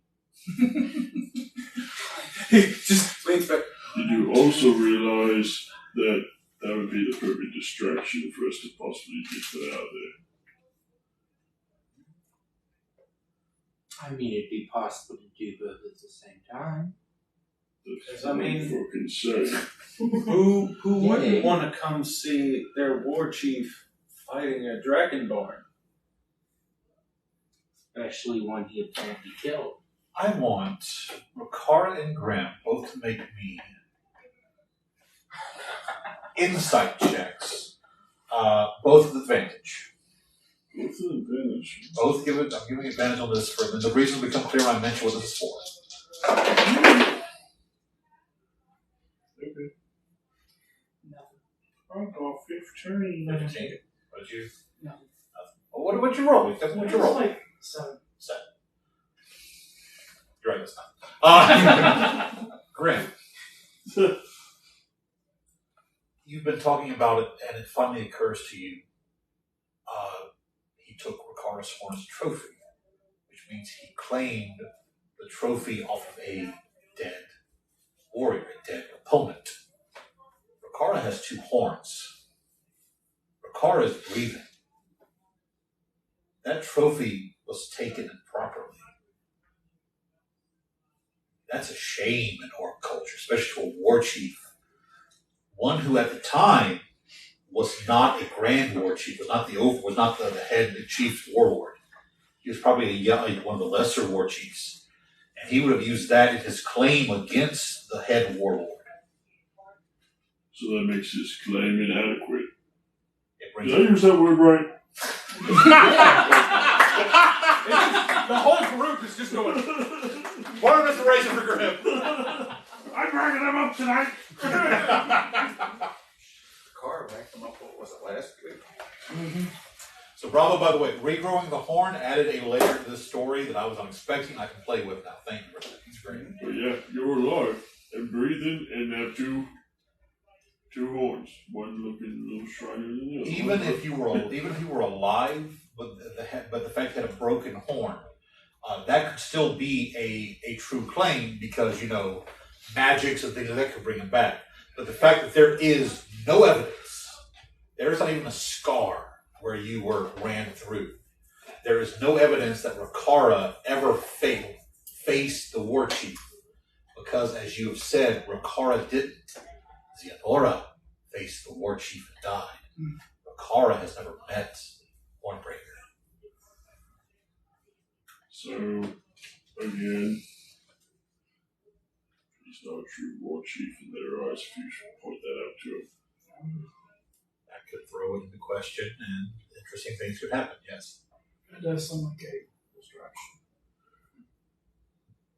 We just have to It might still have to be a 1v1 fight, but that would put a little bit of a damper in his sails. Just saying.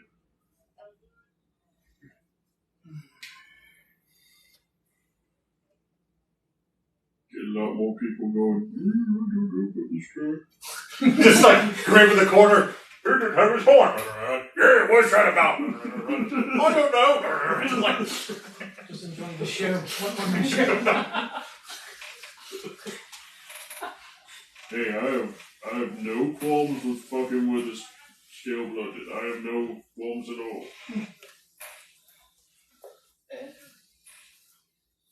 Kind of looking outside. We might have ways to rig the fight. when you look outside, roll me and it's either inside or naked.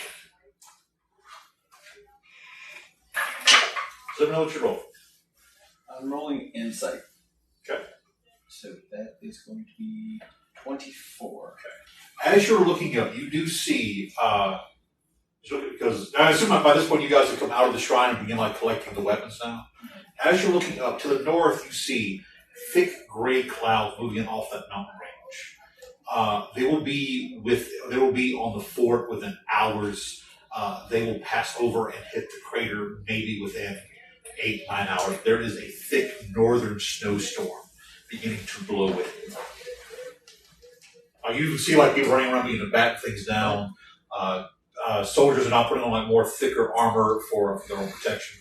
If we want to do it, we're going to need to do it quick. Which reminds me, I need to run an errand real quick. The way the crater is built, essentially, whatever slammed into it hit and pushed everything up from the southwest western part this way. So there is some protection from the direction this is from the direction this is coming in. There's a chance that while this is hitting, the orcs might hunker down more into that larger overhang, leaving the eastern side a lot more vacant. So we go in whichever side they're vacant because of the snowstorm. What's with me? Anything else? Good. Anything else before we push off? I am scribbling something. Okay. And I'm going, because I'm actually heading outside of the fort real quick. As you pass, so you're actually outside the entire fort? Yes, because I need to go grab something from outside. But at a brisk walk, that'll take you about 30 minutes to get through all the rings, the outer there. I do want to swing by the head office of the Emeralds, and I'm going to drop off what I was hastily scribbling. As you pass by, you see several familiar Dragonborn walking away, as that building is now just charred stone and wood. It's just complete. You see a few bit of smoke. There is a patrol guard. There's a guard around to keep you from coming close, but it is just burnt. There is charcoal stone. The beams have crickle and have carbonized crackle and fallen in. It is just completely burn. I even hear mention, we don't speak for common, do you? Okay, so you want to... Like I said, conversational. Yeah. That's about it. So, no, you will get things like, words like break down, destroy, evil, desiccated would be like words you like disease kind of thing. So I'm gonna drop off the thing for his cousin, but I'm going to try and avoid running into him when I drop that off, and then heading to the outside for no reason. Mainly, I want to go to the pit where they were tossing all the orc bodies.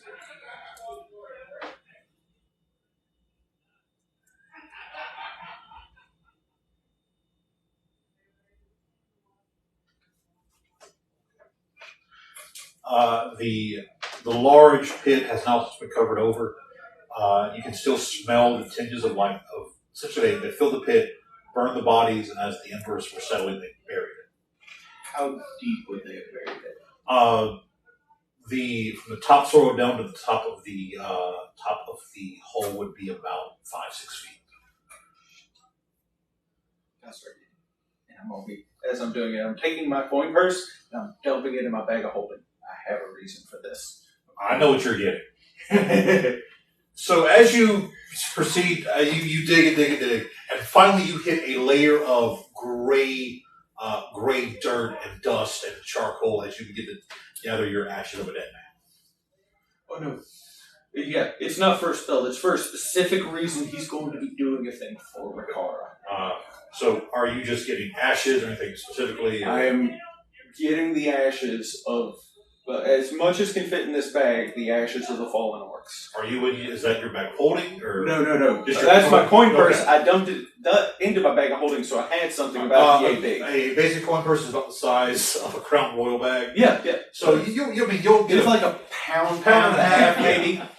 Ash. It's ash, or if it's a bone, it's like carbonized, But yeah, you have a bag of orc ashes. All right. Anything else? If all we're waiting on is the maps, then as soon as we get the maps, I suppose we can leave. Yep. Okay. As soon as we get the maps, I'm 100% prepared to go. All right. We're going to call it here. We have 5 minutes for the evening. But call it here for the evening. As next time we'll pick up with me. Literally, I will have a map prepared that will show the various. It'll literally just be rough hand drawn with the 7 tunnels that they were talking about. Perfect. All right. So, because apparently for once I'm having a good plan. It's not a bad plan. It's not a bad plan. Pour inspiration to Montel. We're having a decent plan. It happens every once in a while. It just normally requires me being the only one in danger. I had a nickel for every time you had a good plan. I'd have 2 nickels, which is not a lot, but it's very stressful. I have it twice. Here's your pen back. Do you remember why Rikara has a broken horn to begin with? The first minion you painted. Oh, yeah. The miniature, like, why is the horn missing? I mean, it always works. It's a story. It's a story. All right. I mean, so that's kind of the same reason why Nathaniel only has one half of his jacket. The coat, yes. It's so he can draw his sword easier. So, with that, thank you all so very much for joining us by stream. Only has one arm. Oh no, that's not stupidity. Whether you're on Twitch or YouTube watching us, thank you so very, very much. Please like, follow, subscribe. I'm about to again start posting on the Clapper app, which is kind of just in case things fall through with TikTok, as it looks like it's going to, because the American government, yay! But yeah, thank you all so very, very much for joining us.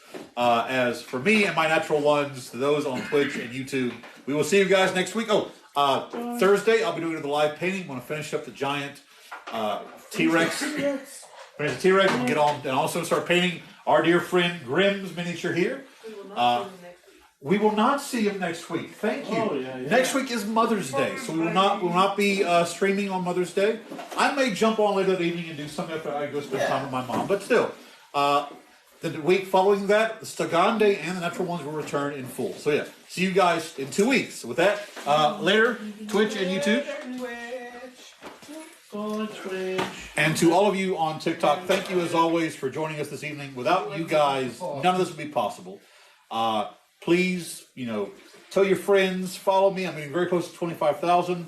I just got some more stuff for the giveaway, which is why the video has not gone up. So yeah, thank you. And with that, we will see you guys again this Thursday. If not, I'll see you in 2 weeks as we go on one final ride. Natural Ones, any words to our